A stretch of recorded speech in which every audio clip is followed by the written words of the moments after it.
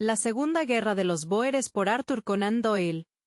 Fragmento del libro La Gran Guerra de los Bóeres. La causa de la disputa. Podría parecer que existe una sutil conexión entre la esterilidad y la falta de valor de una superficie y el valor de los minerales que yacen bajo ella. Las escarpadas montañas del oeste de Estados Unidos, las áridas llanuras del oeste de Australia, los desfiladeros helados del Klondike y las desnudas laderas de Witwatersrand son las tapas que cubren los grandes tesoros del mundo. Ya se sabía de la existencia de oro en la región de Transvaal. Pero no fue hasta el año 1886 cuando se comprendió que los yacimientos situados a unos 50 kilómetros al sur de la capital eran de una naturaleza extraordinaria y muy valiosa. La proporción de oro en el cuarzo no es particularmente alta, ni las vetas presentan un grosor notable, pero la peculiaridad de las minas de Rand reside en que a lo largo de esta formación de tipo banco el metal se distribuye de forma tan uniforme que la empresa puede presumir de una certeza poco común en la industria. Se trata más de una explotación de cantera que de una minería. A esto se suma que los filones que originalmente se explotaban como afloramientos ahora se han localizado a enormes profundidades y presentan las mismas características que los de la superficie. Una estimación conservadora del valor del oro lo sitúa en 700 millones de libras. Tal descubrimiento produjo el efecto inevitable. Un gran número de aventureros acudieron en masa al país. Algunos deseables y otros todo lo contrario. Sin embargo, ciertas circunstancias mantuvieron alejados a los elementos turbulentos y desesperados que suelen invadir un yacimiento de oro recién descubierto. No era un tipo de minería que fomentara el aventurero individual. No había pepitas como las que brillaban entre el lodo de las minas de Ballarat, ni las que recompensaban a los buscadores de oro de California por sus viajes y esfuerzos. Las minas de Sudáfrica eran un campo que requería maquinaria sofisticada que solo podía financiarse con capital. Ante el descubrimiento de los yacimientos de oro en República Sudafricana llegaron gerentes, ingenieros, mineros, expertos técnicos, comerciantes e intermediarios procedentes de todas las razas bajo el sol. Predominaban los anglos y celtas enormemente. Los mejores ingenieros eran estadounidenses. Los mejores mineros eran córnicos. Los mejores gerentes eran ingleses. El dinero para operar las minas de la República Sudafricana provenía en gran medida de Inglaterra. Sin embargo, con el paso del tiempo los intereses alemanes y franceses se expandieron hasta que sus posesiones conjuntas probablemente alcanzan el mismo nivel que las británicas. Pronto la población de los centros mineros superó la de toda la comunidad Boer y estaba compuesta principalmente por hombres en la plenitud de la vida. Eran hombres además de excepcional inteligencia y energía. La situación era extraordinaria. Ya intenté ilustrar el problema a un estadounidense sugiriendo que los holandeses de Nueva York emigraron hacia el oeste y fundaron un estado antiestadounidense y sumamente retrógrado. Para continuar con la analogía, supongamos ahora que ese estado era California. Que su oro atrajo a una gran cantidad de personas migrantes que llegaron a superar en número a los habitantes originales. Y luego que estos migrantes fueron gravados con impuestos excesivos y maltratados. Y que luego las protestas de los migrantes por los agravios sufridos ahogaron a Washington. Esto constituiría un paralelismo razonable con las relaciones entre la República Sudafricana, los migrantes que llegaron a la República Sudafricana y el gobierno británico. Los migrantes que llegaron a la República Sudafricana tenían agravios muy reales y acuciantes que nadie podía negar. Enumerarlos todos sería una tarea formidable pues sus vidas enteras estuvieron ensombrecidas por la injusticia. No hubo agravio que hubiera expulsado al Boer de la colonia británica del Cabo que él mismo no practicara ahora contra otros. Un agravio que podía ser excusable en el año 1885 era monstruoso en el año 1895. La virtud primitiva que había caracterizado a los granjeros bóeres se derrumbó ante la tentación. Los bóeres del campo se vieron poco afectados. Algunos de ellos no se vieron afectados en nada en lo absoluto.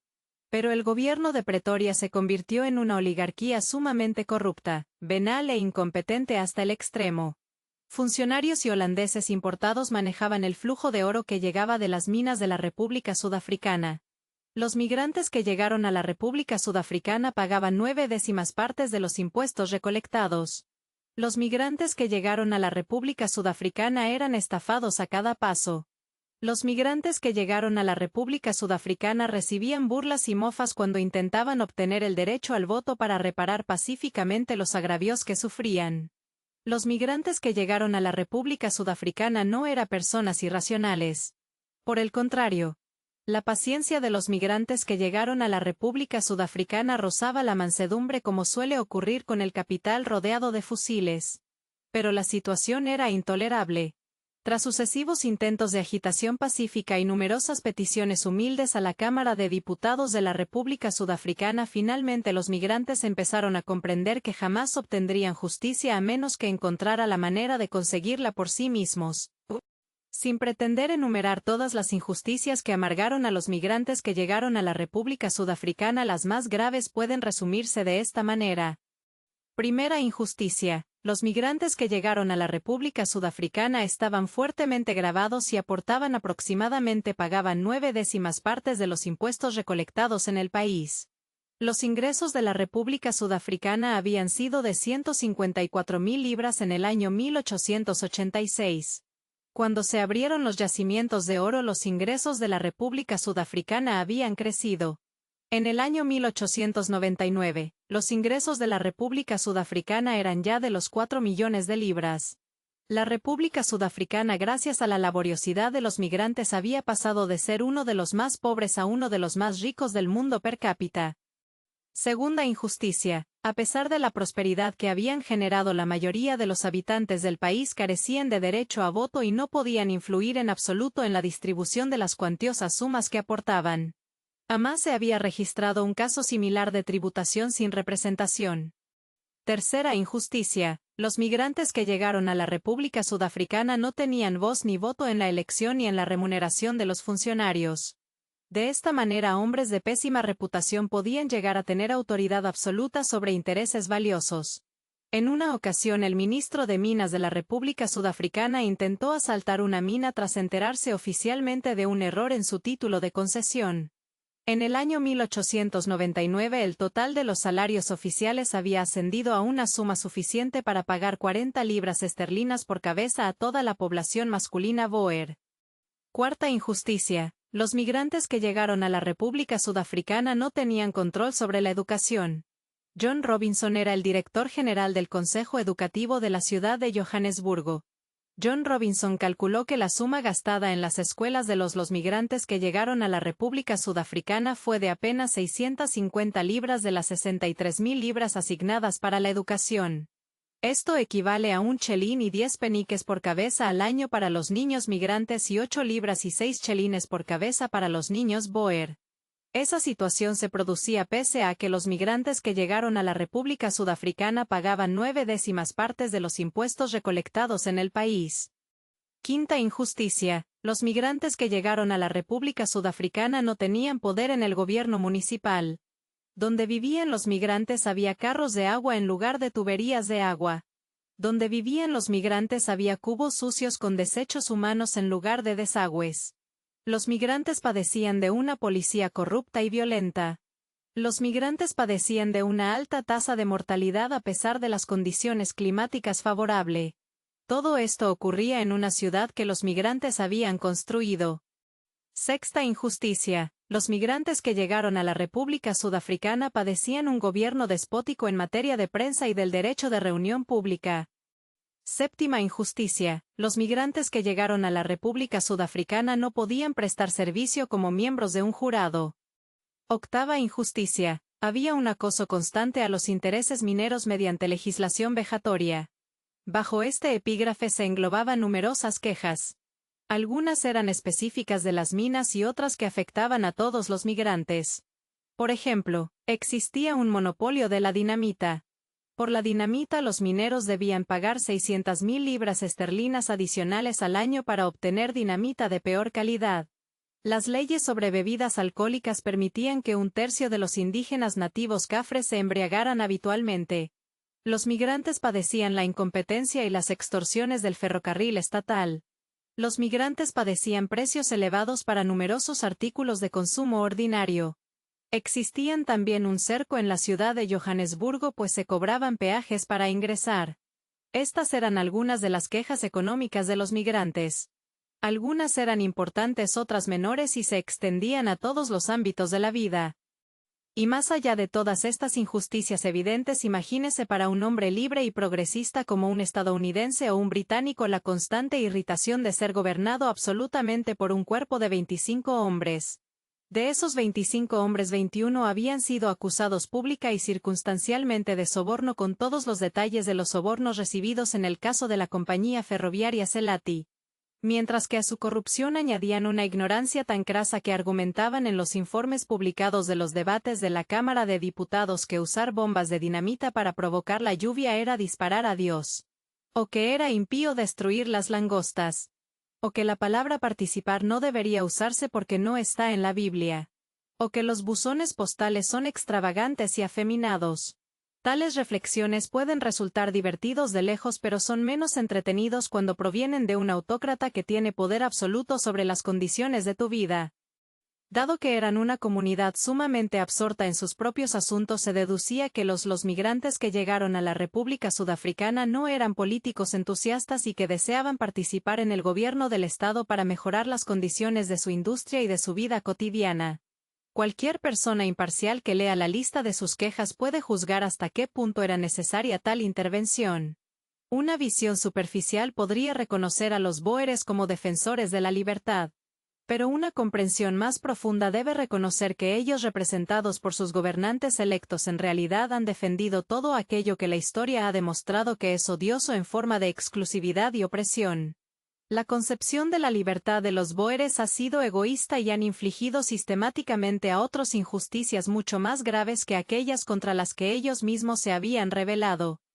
Con el aumento de la importancia de las minas y del número de mineros, se constató que estas limitaciones políticas afectaban a algunos miembros de esa población cosmopolita mucho más que a otros en proporción al grado de libertad al que sus instituciones de origen los habían acostumbrado.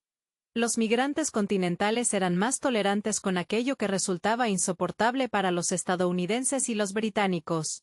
Sin embargo, los estadounidenses eran una minoría tan grande que la mayor parte de la lucha por la libertad recayó sobre los británicos. Además de que los británicos eran más numerosos que todos los demás migrantes juntos, existían razones especiales por las que debían sentir su humillante situación más que los miembros de cualquier otra raza. En primer lugar, muchos de los migrantes británicos eran sudafricanos y sabían que en los países vecinos que los habían visto nacer las instituciones más liberales posibles se habían otorgado a los parientes de esos mismos bóeres que ahora les negaban la gestión de sus propios desagües y el suministro de agua. Además, todos los migrantes británicos sabían que Gran Bretaña se proclamaba la potencia dominante en Sudáfrica, por lo que sentían que su propia tierra, a la que podrían haber acudido en busca de protección, era cómplice y consentía su maltrato. Como ciudadanos de la potencia dominante, a los migrantes británicos les resultaba particularmente indignante estar sometidos políticamente. Por consiguiente, los migrantes británicos fueron los agitadores más persistentes y enérgicos. Pero es una causa débil a que no puede exponer con imparcialidad ni considerar con honestidad el caso de sus oponentes. Los bóeres, como se ha demostrado brevemente, se habían esforzado enormemente por establecer su propio país. Los bóeres habían viajado largas distancias, trabajado arduamente y luchado con valentía. Tras todos sus esfuerzos, los bóeres estaban destinados a ver una afluencia de extranjeros a su territorio. Muchos migrantes que llegaron a la República Sudafricana eran hombres de dudosa reputación que superaban en número a los bóeres. Si a los migrantes se les concedía el derecho al voto, no cabía duda de que era solo cuestión de tiempo que los recién llegados dominaran la Cámara de Diputados y luego eligieran a su propio presidente. Y el nuevo presidente elegido por los migrantes podría adoptar una política aborrecible para los dueños originales de la tierra. ¿Acaso los bóeres iban a perder en las urnas la victoria que habían ganado con sus fusiles? ¿Era justo esperarlo? Estos recién llegados vinieron por oro. Consiguieron su oro. Sus compañías pagaron el 100%. ¿Acaso no era suficiente para satisfacerlos? Si no les gustaba el país, ¿por qué no se marchaban? Nadie los obligó a quedarse allí. Pero si se quedaron. Que los migrantes agradezcan haber sido tolerados y que no se atrevan a interferir con las leyes de aquellos por cuya cortesía se les permitió entrar al país. Esa es una descripción acertada de la postura bóer. A primera vista, una persona imparcial podría decir que tiene bastante fundamento. Pero un examen más detenido demostraría que aunque pueda ser defendible en teoría es injusta e imposible en la práctica. En el actual estado de hacinamiento mundial, una política como la del Tíbet puede llevarse a cabo en algún rincón recóndito. Pero esa política no puede llevarse a cabo en una vasta extensión de territorio que se extiende a ambos lados de la principal línea del progreso industrial. La situación es completamente artificial. Los bóeres por el derecho de conquista se apoderaron de un país enorme. Ahí se dispersaron los bóeres a intervalos tan reducidos que se jactan de que una granja no puede ver el humo de otra. Sin embargo, a pesar de que su número es tan desproporcionado con respecto al área que ocupan, los bóeres se niegan a admitir a otros pueblos en igualdad de condiciones. Los bóeres se proclaman una clase privilegiada que dominará por completo a los recién llegados. Los bóeres son superados en número en su propia tierra por inmigrantes mucho más educados y progresistas, y aún así los bóeres los oprimen de una manera que no existe en ningún otro lugar del mundo. ¿Cuál es su derecho? El derecho de conquista. Entonces ese mismo derecho puede invocarse con justicia para revertir una situación tan intolerable. Los mismos migrantes reconocerían esta situación. Los migrantes amenazaron al presidente de la República Sudafricana, Paul Kruger. Los migrantes señalaron: vamos a luchar. Vamos a protestar. El presidente de la República Sudafricana, Paul Kruger, les respondió a los migrantes: ¿de qué sirve protestar? Ustedes no tienen las armas. Yo sí. Siempre quedaba la última instancia. Pero los cañones Creusot y los rifles Mauser siempre apoyaban al presidente de la República Sudafricana, Paul Kruger. Una vez más, el argumento de los bóeres sería más válido si no hubieran obtenido ningún beneficio de estos inmigrantes. Si los bóeres hubieran ignorado a los migrantes, podrían haber afirmado con razón que no deseaban su presencia. Pero incluso mientras protestaban, los bóeres se enriquecieron a costa de los migrantes. Los bóeres no podían pretender ambas cosas.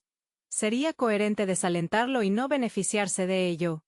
O bien los bóeres pudieron proporcionarles a los migrantes una vida cómoda y construir el Estado sobre su dinero.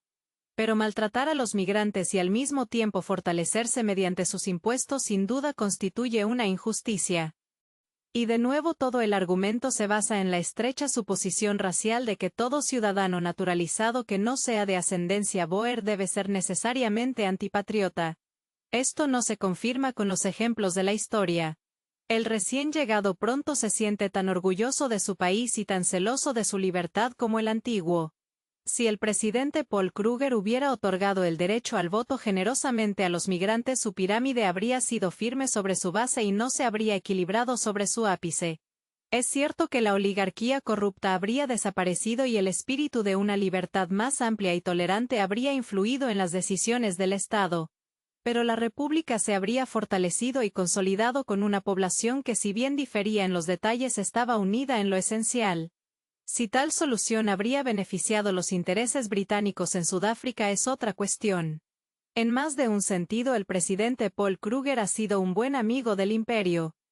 Hasta aquí la cuestión general de por qué los migrantes se agitaron y por qué los bóeres se mostraron obstinados. Los detalles de la larga lucha entre quienes buscaban el derecho al voto y quienes lo rechazaban pueden esbozarse brevemente, pero no pueden ser ignorados por completo por quien desee comprender el origen de la gran contienda que fue el resultado de la disputa. En la época de la Convención de Pretoria, los derechos de ciudadanía se obtenían con un año de residencia. En el año 1882 este requisito se elevó a 5 años. Ese es el límite razonable que rige tanto en Gran Bretaña como en Estados Unidos. De haberse mantenido así, es seguro afirmar que nunca habría existido la cuestión de los migrantes ni la gran guerra de los bóeres. Los agravios se habrían resuelto internamente, sin injerencia externa. En el año 1890 la afluencia masiva de forasteros alarmó a los bóeres. El derecho al voto se elevó de tal manera que solo podían obtenerlo quienes hubieran vivido 14 años en el país. El número de migrantes aumentaba rápidamente. Los migrantes sufrían la formidable lista de agravios ya enumerados. Los migrantes comprendieron que sus injusticias eran tan numerosas que era inútil intentar solucionarlas una por una y que solo obteniendo el poder del voto podrían aspirar a liberarse de la pesada carga que los oprimía. En el año 1893 se presentó a la Cámara de Diputados una petición firmada por 13.000 migrantes. La petición había sido redactada en los términos más respetuosos pero fue recibida con desdén. La petición fue presentada por un grupo llamado Unión Nacional de Reforma. La Unión Nacional de Reforma no se desanimó por este primer fracaso. La Unión Nacional de Reforma volvió a la carga en el año 1894.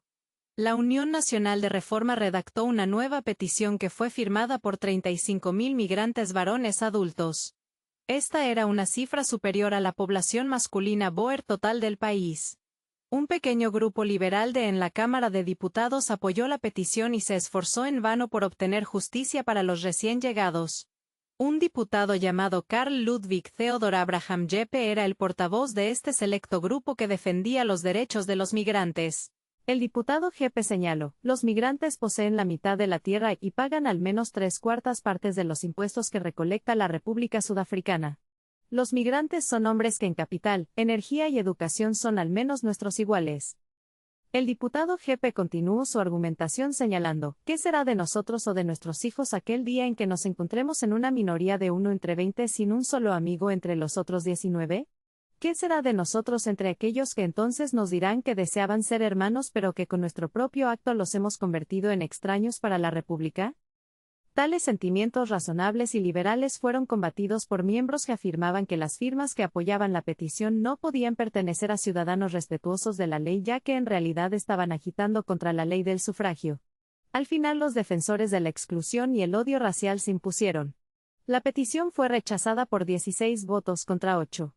Más aún, la ley del sufragio por iniciativa del presidente Paul Kruger se volvió más estricta que nunca, siendo redactada de tal manera que durante los 14 años de prueba el solicitante debía renunciar a su nacionalidad anterior, de modo que durante ese periodo realmente no pertenecería a ningún país. No se albergaba ninguna esperanza de que cualquier posible actitud por parte de los migrantes pudiera ablandar la determinación del presidente Paul Kruger y sus ciudadanos. Alguien protestó en contra de la decisión que endurecía el proceso para obtener la ciudadanía en la República Sudafricana. El presidente Paul Kruger entonces lo sacó a la explanada y señaló la bandera de la República Sudafricana. El presidente Paul Kruger entonces dijo, ¿ve esa bandera? Si les concedo el derecho al voto a los migrantes, ellos bien podrían arriarla. La animosidad del presidente Paul Kruger contra los inmigrantes era profunda. En una ocasión el presidente Paul Kruger inició un discurso público con esta frase: ciudadanos, amigos, ladrones, asesinos, recién llegados y otros. Aunque la ciudad de Johannesburgo está a tan solo 51 kilómetros de la ciudad de Pretoria, el presidente Paul Kruger solo visitó la ciudad de Johannesburgo 3 veces en 9 años. Y eso que el presidente Paul Kruger dependía de los yacimientos de oro de Johannesburgo para obtener ingresos para su gobierno. Esta arraigada animosidad era deplorable pero no antinatural. No se podía esperar que un hombre imbuido de la idea de un pueblo elegido hubiera aprendido las lecciones históricas de las ventajas que un Estado obtiene de una política liberal. El presidente Paul Kruger no había leído ningún libro excepto la Biblia. Para el presidente Paul Kruger la situación en la República Sudafricana era como si los amonitas y los moabitas hubieran exigido su admisión en las 12 tribus israelitas. El presidente Paul Kruger confundía una agitación contra la política excluyente del Estado con una protesta contra la existencia misma del Estado. Un amplio sufragio habría hecho de la República Sudafricana una república sólida y permanente.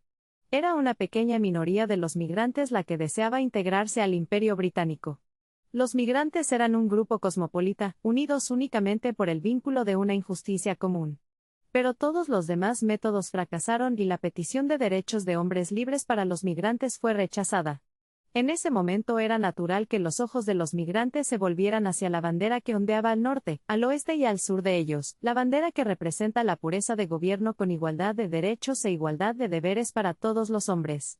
La bandera del Imperio Británico. Los migrantes dejaron entonces de lado la agitación constitucional. Los migrantes comenzaron entonces a introducir armas de contrabando y se preparó todo para un levantamiento armado organizado. Los sucesos ocurridos a principios del año 1896 han sido tan analizados que quizás no quede nada más que contar salvo la verdad. En lo que respecta a los propios migrantes, su acción fue de lo más natural y justificable.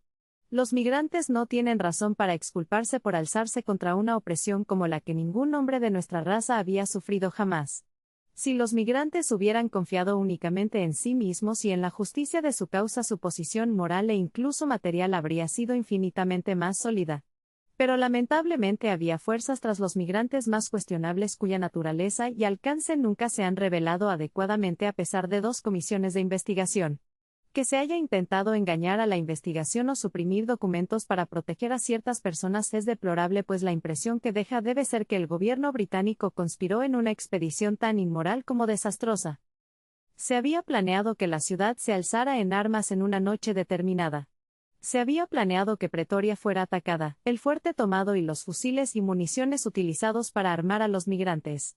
Era un plan factible, aunque para nosotros que hemos tenido tal experiencia con las virtudes militares de los bóeres debe parecernos una medida desesperada. Pero es concebible que los rebeldes hubieran podido mantener el control de la ciudad de Johannesburgo hasta que la simpatía universal que su causa despertaba en toda Sudáfrica hubiera provocado la intervención de Gran Bretaña. Desafortunadamente los migrantes complicaron las cosas al pedir ayuda externa. El señor Cecil Rhodes era primer ministro de la colonia británica del Cabo. Cecil Rhodes era un hombre de inmensa energía que había prestado grandes servicios al imperio. Los motivos de su acción son oscuros. Ciertamente podemos decir que no eran sórdidos, pues Cecil Rhodes siempre fue un hombre de grandes ideas y de costumbres sencillas. Pero cualesquiera que fueran sus motivos, ya fuera un deseo mal encausado de consolidar Sudáfrica bajo el dominio británico o una profunda simpatía por los migrantes en su lucha contra la injusticia, es seguro que Cecil Rhodes permitió a su lugarteniente Leander Starr Jameson reunir a la policía montada de la Chartered Company con el fin de cooperar con los rebeldes de Johannesburgo. Cuando la revuelta de la ciudad de Johannesburgo se pospuso debido a un desacuerdo sobre bajo qué bandera debían alzarse, parece que Leander Starr Jameson, con o sin las órdenes de Cecil Rhodes, obligó a los conspiradores a actuar invadiendo el país con una fuerza absurdamente insuficiente para la tarea que había emprendido. 500 policías y 3 cañones de campaña conformaban la vana expedición que partió de las cercanías de Mafeking y cruzó la frontera de la República Sudafricana el 29 de diciembre de 1895. El 2 de enero de 1896 las tropas de Leander Starr Jameson fueron rodeados por los boeres en medio de la devastada región cercana a Doornkop y tras sufrir numerosas bajas, sin provisiones y con los caballos agotados, se vieron obligados a deponer las armas. 6 ciudadanos perdieron la vida en la escaramuza. Los migrantes fueron duramente criticados por no haber enviado tropas para ayudar a Leander Starr Jameson en sus dificultades. Pero es imposible imaginar cómo podrían haber actuado de otra manera. Los migrantes hicieron todo lo posible para impedir que Leander Starr Jameson acudiera en su auxilio. Y ahora era bastante irrazonable suponer que los migrantes debían ayudar a quien los había socorrido. De hecho, los migrantes tenían una idea completamente exagerada de la fuerza que Leander Starr Jameson traía consigo. Los migrantes recibieron la noticia de su captura con incredulidad. Cuando se confirmó la captura de Leander Starr Jameson, los migrantes se alzaron en armas, pero de forma tibia. No lo hicieron por falta de valor, sino por las dificultades de su situación. Por un lado, el gobierno británico repudió por completo las acciones de Leander Starr Jameson e hizo todo lo posible por desalentar la rebelión. Por otro lado, el presidente Paul Kruger tenía a los asaltantes bajo su custodia en la ciudad de Pretoria. Se dio por sentado que el destino de Leander Starr Jameson dependía del comportamiento de los migrantes. A los migrantes se les hizo creer que Leander Starr Jameson sería fusilado a menos que depusieran las armas. Pero de hecho, Leander Starr Jameson y su gente se habían rendido tras la promesa de clemencia. El presidente Paul Kruger utilizó a sus rehenes con tal habilidad que, con la ayuda del comisionado británico, logró que miles de exaltados habitantes de Johannesburgo depusieran las armas sin derramamiento de sangre. Completamente superados en astucia por el veterano presidente Paul Kruger, los líderes del movimiento reformista emplearon toda su influencia en favor de la paz, creyendo que se concedería una amnistía general. Pero en cuanto ellos y su gente se vieron indefensos, los detectives y los ciudadanos armados ocuparon la ciudad, y 60 de ellos fueron llevados a la cárcel de la ciudad de Pretoria. El presidente Paul Kruger se comportó con gran generosidad hacia los rebeldes. Quizás no pudo ser severo con aquellos hombres que lo habían puesto en el camino correcto, y le habían granjeado la simpatía del mundo. El trato intolerante y opresivo del presidente Paul Kruger hacia los recién llegados quedó en el olvido ante esta incursión ilegal de filibusteros. Los verdaderos problemas quedaron tan oscurecidos por esta intrusión que se han necesitado años para aclararlos. Y quizás nunca se aclaren del todo. Se olvidó que la mala gestión del país fue la verdadera causa de la desafortunada incursión. A partir de entonces el gobierno pudo empeorar cada vez más, pero siempre fue posible escudarse en la incursión como justificación de todo. ¿Acaso los migrantes iban a tener derecho al voto? ¿Cómo podían esperarlo después de la incursión? ¿Se opondría Gran Bretaña a la enorme importación de armas y a los evidentes preparativos para la guerra? No eran más que precauciones contra una segunda incursión. Durante años la incursión de Leander Starr Jameson obstaculizó no solo todo progreso, sino también toda protesta. Como consecuencia de una acción sobre la que no tenían control y que habían hecho todo lo posible por evitar, el gobierno británico se encontró en una situación comprometida y con una autoridad moral debilitada. Leander Starr Jameson y sus rebeldes fueron enviados de regreso a casa. La tropa fue debidamente liberada y los altos mandos fueron condenados a penas de prisión que sin duda no fueron excesivamente severas. Cecil Rhodes quedó impune. Cecil Rhodes conservó su puesto en el consejo privado, y su empresa, la Chartered Company, continuó existiendo como corporación. Esto era ilógico e inconcluso. El presidente Paul Kruger afirmó: "No es al perro al que hay que golpear, sino al hombre que lo incitó contra mí". La opinión pública británica estaba mal informada sobre las implicaciones exactas de la cuestión. Y era obvio que, dado que el sentimiento holandés en la colonia británica de El Cabo ya parecía ser completamente hostil hacia nosotros, sería peligroso enemistarse también con los afrikáneres británicos, convirtiendo en mártir a su líder predilecto. Pero, independientemente de los argumentos que pudieran basarse en la conveniencia, es evidente que los boeres resentían profundamente, y con razón, la inmunidad de Cecil Rhodes. Mientras tanto, tanto el presidente Paul Kruger como sus conciudadanos mostraron mayor severidad con los presos políticos en la ciudad de Johannesburgo que con los seguidores armados de Leander Starr Jameson. La nacionalidad de los prisioneros en la ciudad de Johannesburgo resulta interesante y reveladora. Había 23 ingleses, 16 sudafricanos, 9 escoceses, 6 estadounidenses, 2 galeses, un irlandés, un australiano, un holandés, un bávaro, un canadiense, un suizo y un turco. Los prisioneros fueron arrestados en enero, pero el juicio no se celebró hasta finales de abril. Todos fueron declarados culpables de alta traición. Lionel Phillips, el coronel Frank Rhodes, George Farr y John Hayes Hammond fueron condenados a muerte. El coronel Frank Rhodes era hermano de Cecil Rhodes. La sentencia de muerte posteriormente fue conmutada por el pago de una cuantiosa multa. Los demás prisioneros fueron condenados a 2 años de prisión y una multa de 2.000 libras cada uno. El encarcelamiento fue sumamente duro y penoso. El encarcelamiento se vio agravado por la severidad del carcelero llamado Du Plessis. El carcelero Du Plessis era amigo personal del presidente Paul Kruger.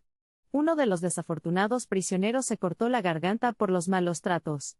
Varios prisioneros se enfermaron gravemente, ya que la dieta y las condiciones sanitarias eran igualmente insalubres. Finalmente, a finales de mayo, todos los prisioneros excepto 6 fueron liberados. 4 de los 6 fueron liberados poco después. 2 de los más resistentes, Aubrey Will Sampson y Walter David Davis, se negaron a firmar cualquier petición y permanecieron en prisión hasta su liberación en el año 1897. En total, el gobierno de la República Sudafricana recibió en multas de los presos reformados la enorme suma de 212.000 libras. Un cierto alivio cómico se produjo inmediatamente después cuando los boeres presentaron una factura a Gran Bretaña solicitando el pago de 1.677.938 libras, 3 chelines y 3 peniques. La mayor parte de la factura se imputaba a daños morales e intelectuales sufridos por los boeres.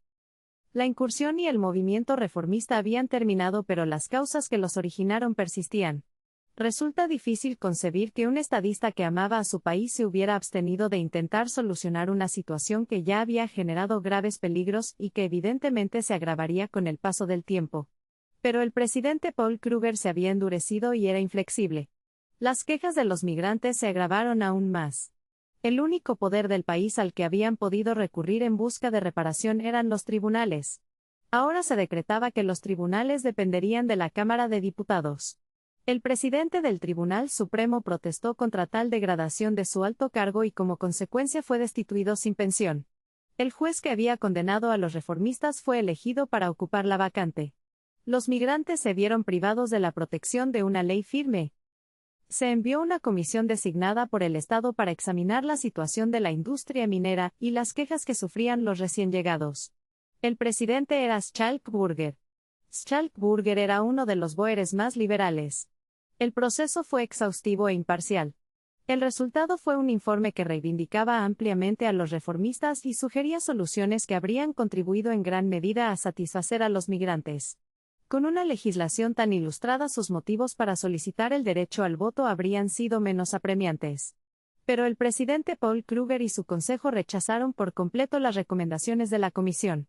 El viejo y recio autócrata Paul Kruger declaró que Stalkburger era un traidor a su país por haber firmado tal documento, y se eligió un nuevo comité reaccionario para que elaborara un informe al respecto.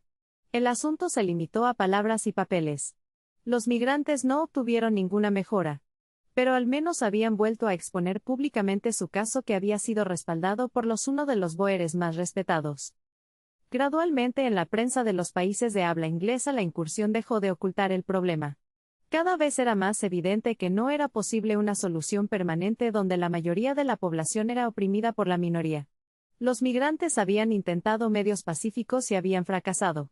Los migrantes habían intentado medios bélicos y fracasado. ¿Qué les quedaba por hacer? Su propio país, el Imperio Británico, nunca los había ayudado.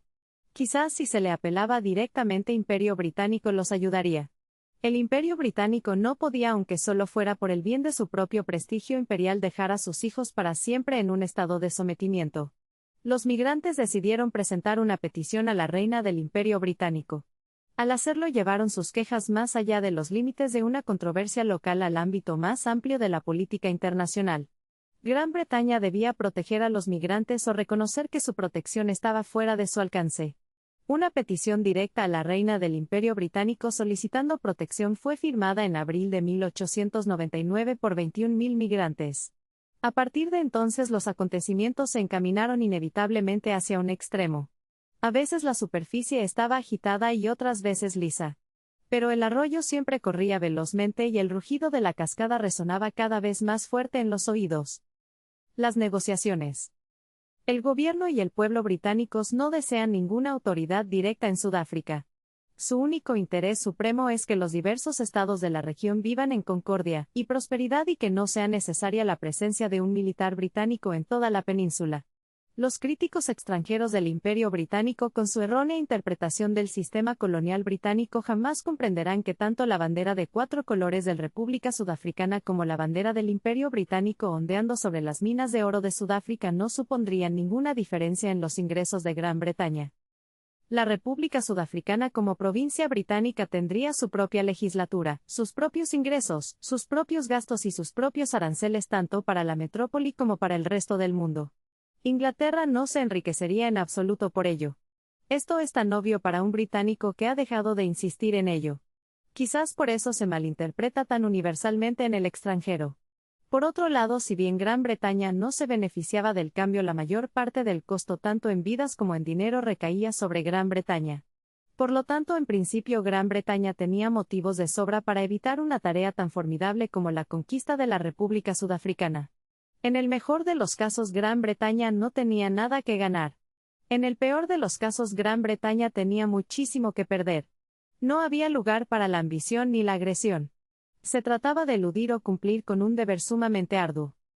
No cabía la menor duda de que existía un complot para la anexión de la República Sudafricana.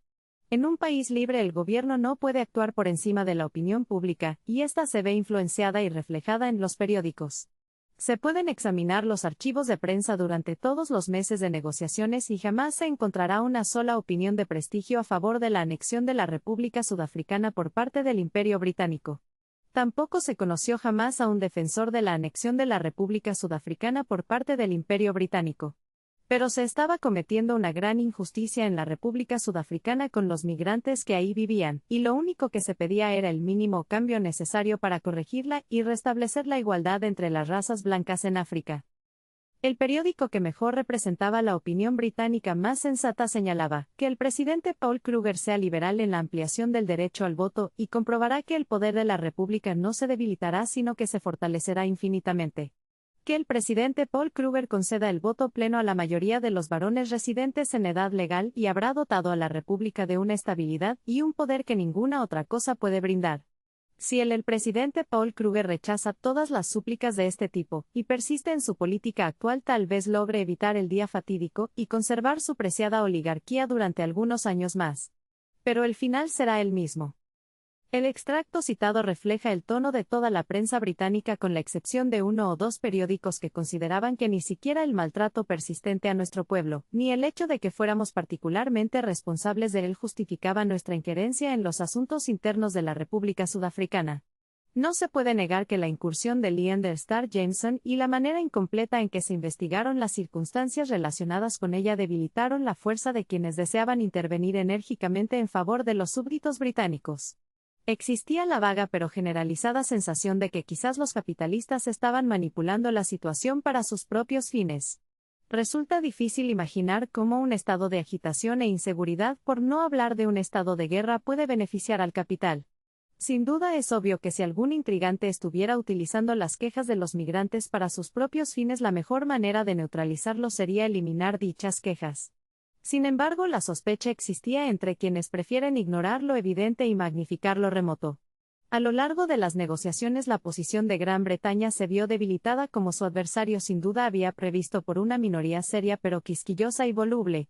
El idealismo y una escrupulosidad morbosa e inquieta son dos de los males más peligrosos que debe padecer un Estado moderno y progresista. Fue en abril de 1899 cuando los migrantes británicos que vivían en la República Sudafricana enviaron su petición solicitando protección para su país natal. Willem Johannes Leitz era el secretario de Estado de la República Sudafricana. Joseph Chamberlain era el secretario de Estado para las colonias del Imperio Británico. Desde abril del año anterior se había mantenido correspondencia entre Willem Johannes Leitz y Joseph Chamberlain. El tema era la existencia o inexistencia de la soberanía. Por un lado se sostenía que la sustitución de una segunda convención había anulado por completo la primera. Por otro, que el preámbulo de la primera se aplicaba también a la segunda. Si la afirmación de la República Sudafricana fuera correcta, es evidente que Gran Bretaña había sido engañada y manipulada para llegar a esa posición, ya que no había recibido nada a cambio en la segunda convención. Difícilmente se podría haber esperado que incluso el secretario de Estado para las colonias del Imperio Británico más negligente se diera algo sustancial a cambio de nada.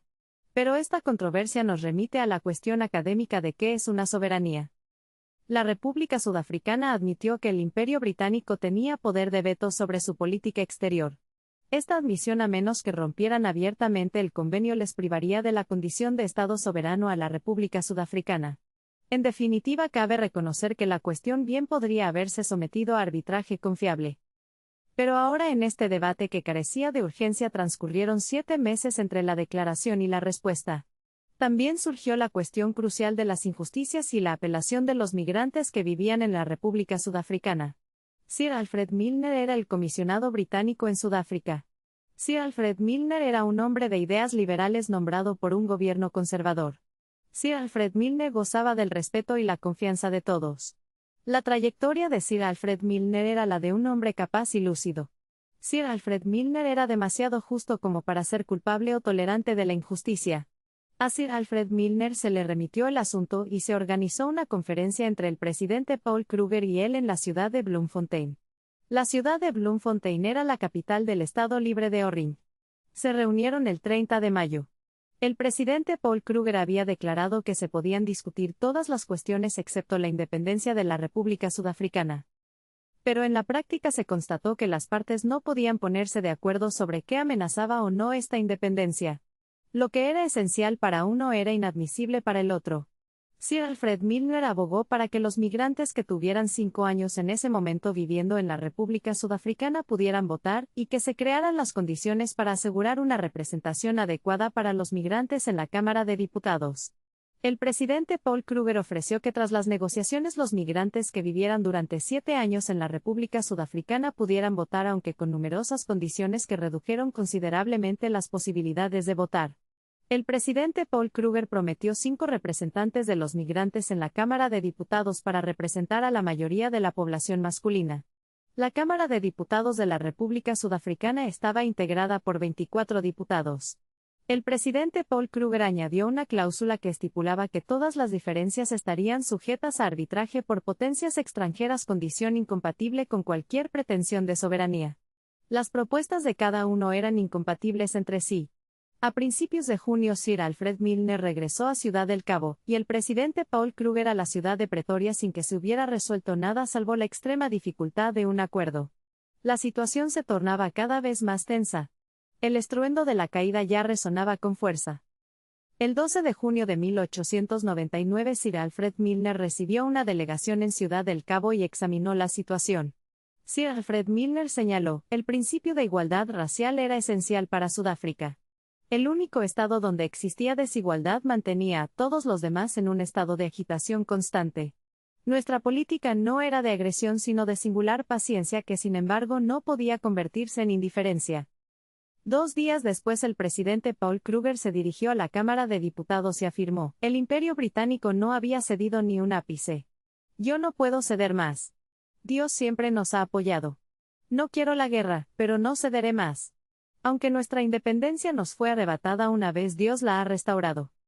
Sin duda el presidente Paul Kruger habló con sinceridad, pero resulta difícil oír a Dios invocar con tanta confianza para un sistema que fomentaba el tráfico de licores a los nativos y engendraba a los funcionarios más corruptos que el mundo moderno haya visto.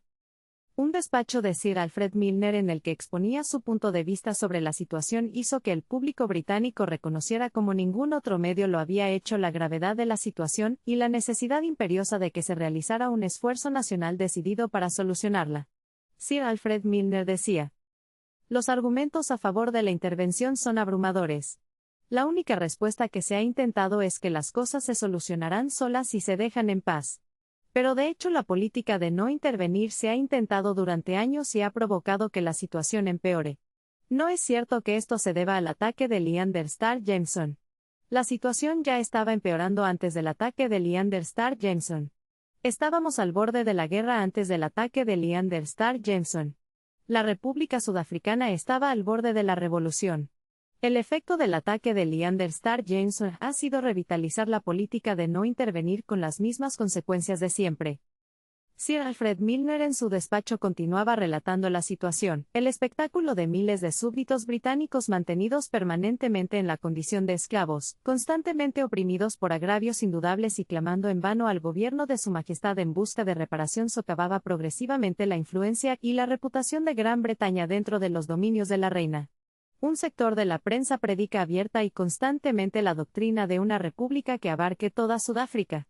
Y la respalda con referencias amenazantes al armamento de la República Sudafricana, y su alianza con el Estado Libre de Orange. En caso de guerra el Imperio Británico recibiría la simpatía de un sector de los súbditos de Su Majestad. Lamento decir que esta doctrina, sustentada como está por un flujo incesante de mentiras maliciosas sobre las intenciones del gobierno de Su Majestad, está teniendo un gran efecto en un gran número de nuestros conciudadanos holandeses. Se utiliza con frecuencia un lenguaje que parece implicar que los holandeses tienen algún derecho superior incluso en esta colonia sobre sus conciudadanos nacidos en Gran Bretaña. Miles de hombres con una disposición pacífica que si se les dejara en paz estarían perfectamente satisfechos con su posición como súbditos británicos están siendo arrastrados al descontento, y existe una exasperación correspondiente por parte de los británicos. Sir Alfred Milner concluyó, no veo nada que pueda poner fin a esta propaganda maliciosa salvo alguna prueba contundente de la intención del gobierno de Su Majestad de no ser destituido de su cargo en Sudáfrica.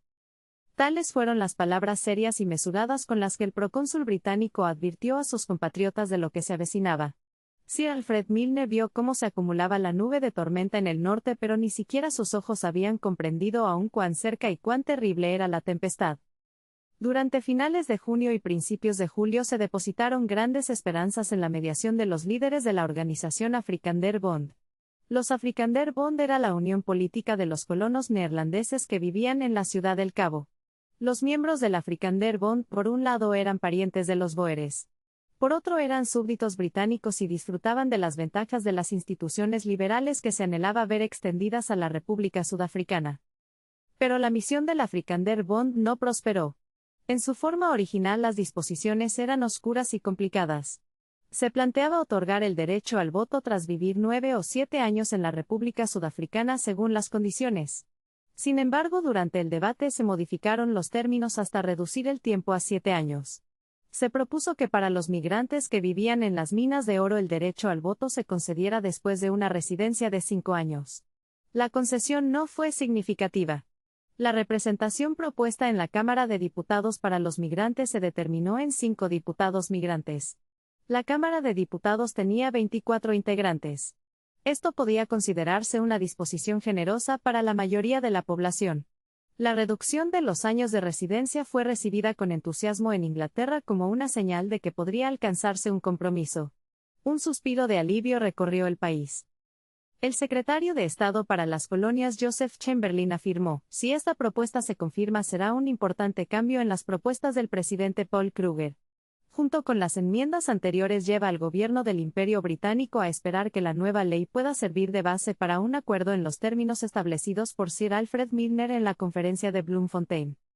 El secretario de Estado para las Colonias Joseph Chamberlain añadió que existían algunas condiciones problemáticas. Pero concluyó: el gobierno de Su Majestad confía en que el presidente Paul Kruger, habiendo aceptado el principio que han defendido, estará dispuesto a reconsiderar cualquier detalle de su plan que pueda demostrarse como un posible obstáculo para el pleno logro del objetivo previsto, y que no permitirá que dichas condiciones sean anuladas o reducidas por ninguna modificación posterior de la ley o actos administrativos. Al mismo tiempo, el periódico de Londres The Times declaró que la crisis había terminado. El periódico de Londres The Times afirmó: si los estadistas holandeses del Ciudad del Cabo han logrado convencer a sus hermanos de la República Sudafricana de que aprueben tal proyecto de ley, merecerán la eterna gratitud no solo de sus compatriotas y de los colonos ingleses en Sudáfrica, sino también del Imperio Británico y del mundo civilizado. Pero esta prometedora perspectiva pronto se vio empañada. Surgieron cuestiones de detalle que, al examinarlas detenidamente, resultaron ser de vital importancia. Los mirantes y los sudafricanos británicos, que habían experimentado en el pasado lo ilusorias que podían ser las promesas del presidente Paul Kruger, insistieron en garantías. Los 7 años de residencia ofrecidos para poder votar eran 2 años más de lo que Sir Alfred Milner había declarado como mínimo indispensable. La diferencia de 2 años no habría impedido su aceptación, incluso a costa de cierta humillación para nuestro representante. Pero había condiciones que suscitaban desconfianza al ser redactadas por un diplomático tan astuto. Una de ellas era que el extranjero que aspirara a la ciudadanía debía presentar un certificado de registro continuo durante un tiempo determinado. Pero la ley de registro había caído en desuso en la República Sudafricana y, en consecuencia, esta disposición podría invalidar todo el proyecto de ley. Dado que esta condición se había conservado cuidadosamente, sin duda estaba destinada a ser utilizada. La puerta se había abierto. Pero se había colocado una piedra para bloquearla. Una vez más, la permanencia de los recién llegados dependía de la resolución de la Cámara de Diputados. De modo que si los diputados representantes de los migrantes proponían alguna medida de reforma, no solo su proyecto de ley, sino también ellos mismos podrían ser expulsados de la Cámara de Diputados por una mayoría Boer. ¿Qué podía hacer la oposición si una votación del gobierno podía en cualquier momento destituir a todos los diputados que representaban a los migrantes? Era evidente que una medida que contuviera tales disposiciones debía ser examinada minuciosamente antes de que un gobierno británico pudiera aceptarla como acuerdo definitivo y una concesión completa de justicia a sus súbditos. Por otro lado, naturalmente, el gobierno británico se mostraba reacio a rechazar aquellas cláusulas que ofrecían alguna perspectiva de mejora en su situación. Por consiguiente, el gobierno británico optó por sugerir que cada gobierno designara delegados para formar una comisión conjunta que investigara el funcionamiento del proyecto de ley propuesto antes de su aprobación definitiva. La propuesta se presentó a la Cámara de Diputados de la República Sudafricana el 7 de agosto. Una vez hecho esto, Sir Alfred Milner estaba dispuesto a debatir cualquier otro asunto, incluido el arbitraje, sin la injerencia de potencias extranjeras. La propuesta de esta comisión conjunta ha sido criticada como una intromisión injustificada en los asuntos internos de otro país. Pero en realidad, desde el principio, la cuestión giraba en torno a los asuntos internos de otro país. La igualdad interna de los habitantes blancos era la condición para la restitución del autogobierno en la República Sudafricana. Es inútil sugerir analogías e imaginar qué haría Francia si Alemania interfiriera en una cuestión de sufragio francés. Suponiendo que Francia tuviera tantos alemanes como franceses y que estos fueran maltratados, Alemania intervendría con suficiente rapidez y continuaría haciéndolo hasta que se estableciera un modus vivendi justo. Lo cierto es que el caso de la República Sudafricana es único. Nunca se había dado una situación similar, y que no existe precedente alguno aplicable salvo la regla general de que una minoría de blancos no puede seguir grabando y gobernando indefinidamente a una mayoría. El sentimiento se inclina a favor de la nación más pequeña. Pero la razón y la justicia están del lado de Inglaterra.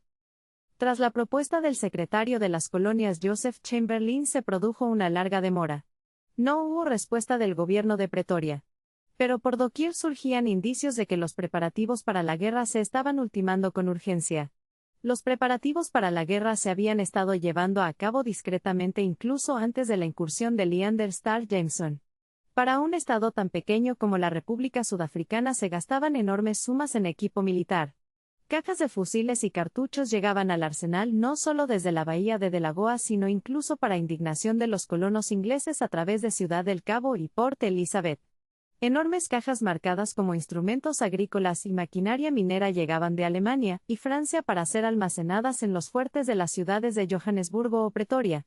Hombres de diversas nacionalidades pero de características similares mostraban su espíritu combativo en las ciudades Boer. Los mercenarios europeos estaban más dispuestos que nunca a vender su sangre por oro y al final cumplieron noblemente su parte del trato. Durante 3 semanas o más en las que el presidente Paul Kruger permaneció en silencio, estos elocuentes preparativos continuaron. Pero más allá de todo esto, y de infinitamente mayor importancia, había un hecho que dominaba la situación. Un ciudadano no puede ir a la guerra sin su caballo. Su caballo no puede moverse sin pasto. El pasto no brotará hasta después de la lluvia. Y aún faltaban algunas semanas para que llegara la lluvia.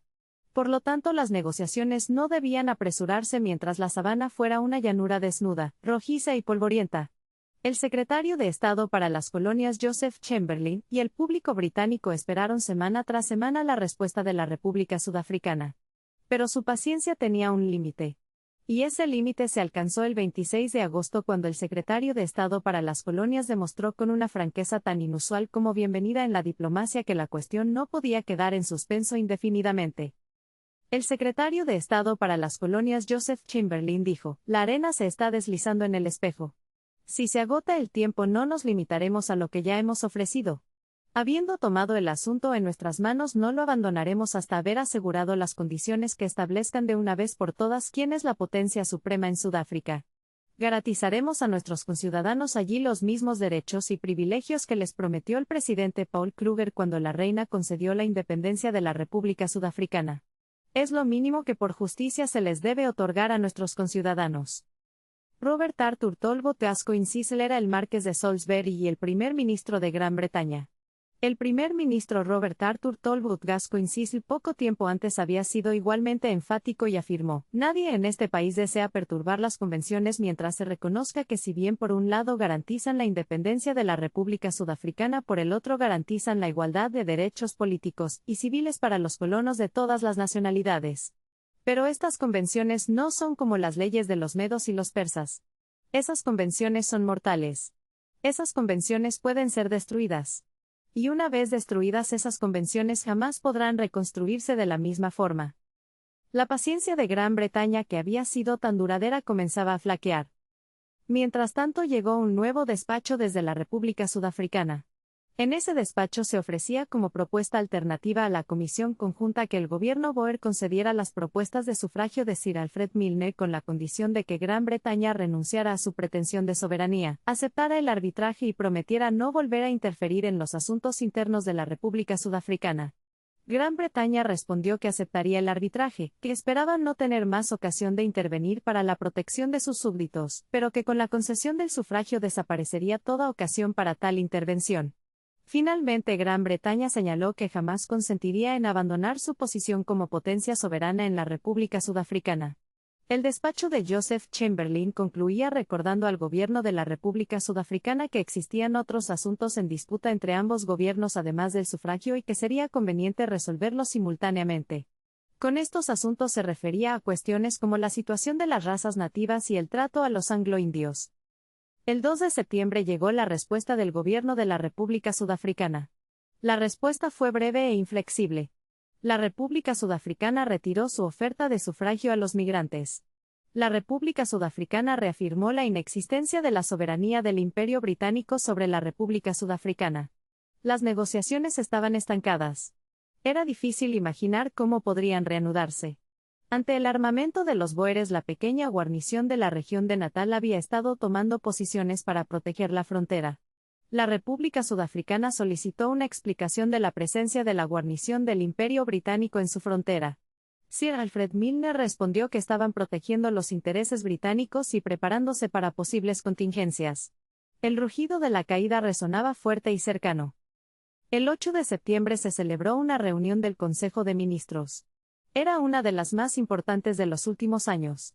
Se envió un mensaje a la ciudad de Pretoria que incluso los opositores del gobierno han reconocido como moderado. El mensaje ofrecía las bases para una solución pacífica. El mensaje comienza rechazando categóricamente la pretensión de la República Sudafricana de ser un Estado internacional soberano en el mismo sentido que el Estado Libre de Orange. No se podía considerar ninguna propuesta condicionada a dicho reconocimiento. Sin embargo, el gobierno británico estaba dispuesto a aceptar el derecho a voto después de 5 años de residencia en la República Sudafricana, tal como se indicaba en la nota del 19 de agosto. Se asumía al mismo tiempo que en la Cámara de Diputados de la República Sudafricana cada miembro podría hablar su propio idioma. La aceptación de estas condiciones por parte de la República Sudafricana eliminaría de inmediato la tensión entre los dos gobiernos. La aceptación de estas condiciones con toda probabilidad haría innecesaria cualquier intervención futura para obtener reparación por los agravios que los propios migrantes podrían poner en conocimiento del Consejo Ejecutivo y de la Cámara de Diputados. El gobierno de Gran Bretaña estaba cada vez más preocupado por el peligro de nuevas demoras en aliviar la tensión que ya ha causado tanto daño a los intereses de Sudáfrica.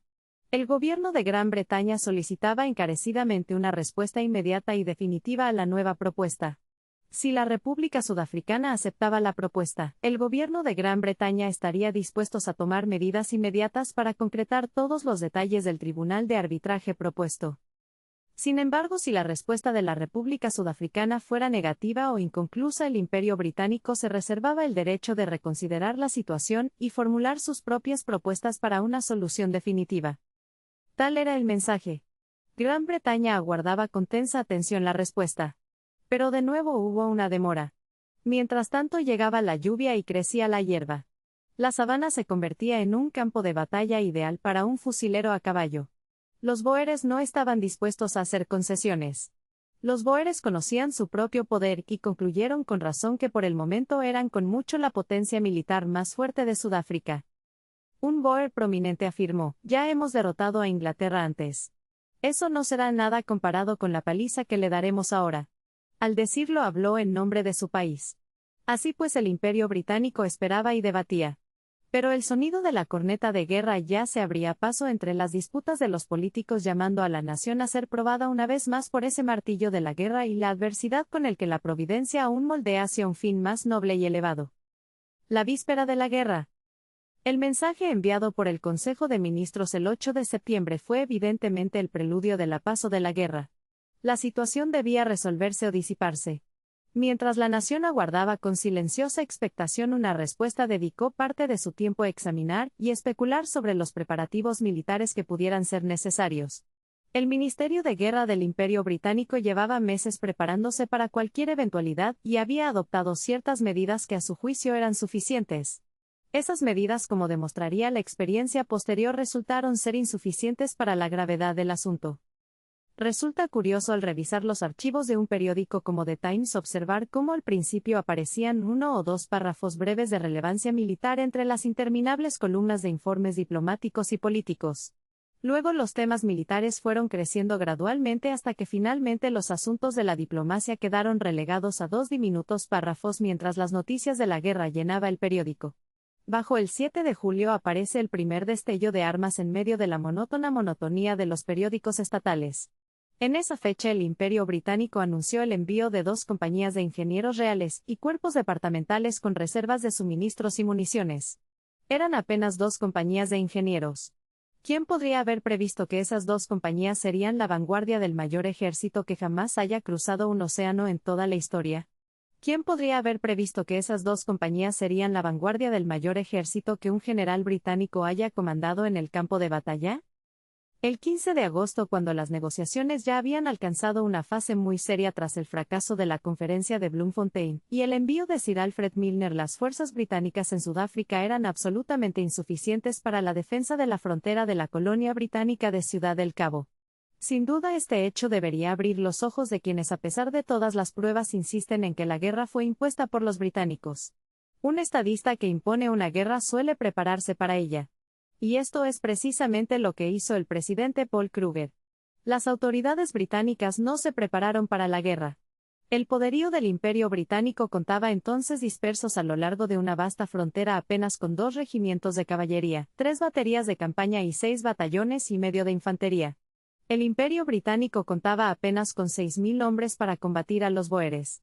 Los bóeres en cambio podían desplegar 40 o 50.000 fusileros a caballo cuya movilidad duplicaba su número. Los bóeres contaban con una artillería excelente incluyendo los cañones más pesados jamás vistos en un campo de batalla. En este momento es casi seguro que los bóeres podrían haber llegado fácilmente tanto a la ciudad de Durban como a la ciudad del Cabo. Las fuerzas británicas estaban obligadas a actuar a la defensiva, y podrían haber sido rodeadas y posteriormente destruidas. Los bóeres solo habrían encontrado una resistencia local irregular, neutralizada por la apatía u hostilidad de los colonos. Resulta extraordinario que el Imperio Británico pareciera no haber contemplado jamás la posibilidad de que los bóeres tomaran la iniciativa. Resulta extraordinario que el Imperio Británico no haya comprendido que en ese caso los refuerzos tardíos sin duda habrían tenido que desembarcar bajo el fuego de la artillería bóer. En julio la región de Natal se alarmó. John Javier Merriman era el primer ministro de la colonia británica del Cabo. Sir Walter Elliot Hutchinson era el gobernador de la colonia británica del Cabo. John Javier Merriman envió una enérgica protesta a Sir Walter Elliot Hutchinson sobre la situación imperante. La protesta llegó luego hasta el secretario de Estado para las colonias. Era bien sabido que la República Sudafricana estaba fuertemente armada. Era bien sabido que el Estado Libre de Orange probablemente se uniría a la República Sudafricana. Quienes se encontraban en el lugar observaron numerosos indicios siniestros. La sabana había sido quemada inusualmente pronto para asegurar una rápida cosecha de pasto tras las primeras lluvias. Se habían reunido caballos y se habían distribuido rifles y municiones. Los granjeros del Estado Libre de Orange pastorean sus ovejas y vacas en suelo de la región de Natal durante el invierno las habían trasladado a lugares seguros tras la cordillera de Drakensberg. Todo apuntaba a una guerra inminente. La región de Natal se negaba a conformarse incluso con el envío de otro regimiento del Imperio Británico.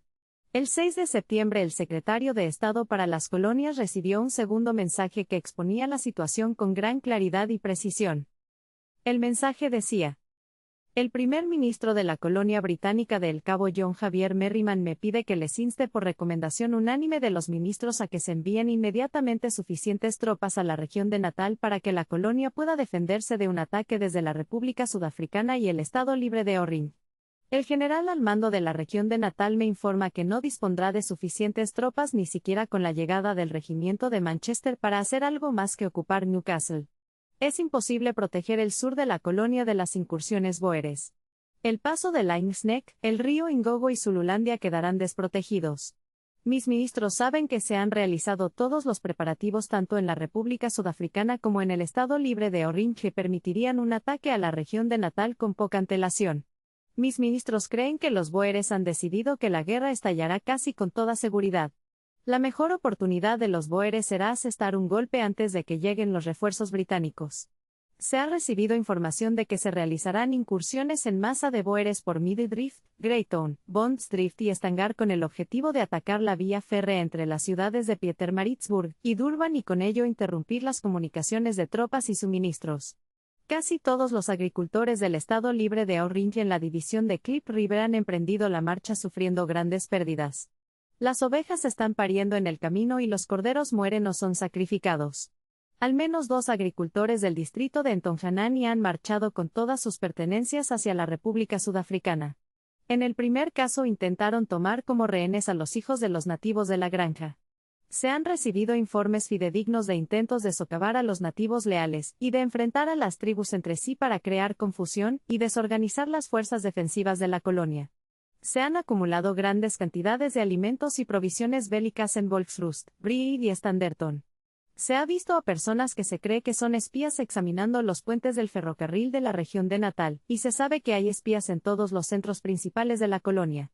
En opinión de los ministros, una catástrofe como la toma de Lynx Neck y la destrucción del tramo norte del ferrocarril o una incursión o invasión exitosa como la que tienen motivos para creer que se está planeando produciría un efecto sumamente desmoralizador en los nativos y en los europeos leales de la colonia. Estos hechos alentaría enormemente a los bóeres y a sus simpatizantes en las colonias quienes aunque armados y preparados probablemente permanecerán en silencio a menos que reciban algún tipo de estímulo. Los ministros coinciden con la política del gobierno de Su Majestad de agotar todos los medios pacíficos para obtener reparación por los agravios de los migrantes y afirmar con autoridad la supremacía de Gran Bretaña antes de recurrir a la guerra. Pero los ministros declaran que se trata de una cuestión de precaución defensiva y no de hacer la guerra. En respuesta a estas y otras protestas, la guarnición de la región de Natal se incrementó gradualmente, en parte con tropas procedentes de Europa, y en parte con el envío de 5.000 soldados británicos desde la India. Llegaron sucesivamente con refuerzos de artillería el segundo regimiento de Berkshire, el primer regimiento de fusileros reales de Munster, el primer regimiento de Manchester y el segundo regimiento de fusileros de Dublín. Desde la colonia británica en la India llegaron el quinto regimiento de dragones de la Guardia, el noveno regimiento de lanceros y el 19º regimiento de húsares, el primer regimiento de Devonshire, el primer regimiento de Gloucester, el segundo regimiento de rifles reales del Rey y segundo regimiento de Highlanders Gordon. Estos regimientos, junto con las baterías 21ª, 42ª y 53ª de artillería de campaña, conformaron el contingente indio. Su llegada a finales de septiembre elevó el número de tropas en Sudáfrica a 22.000.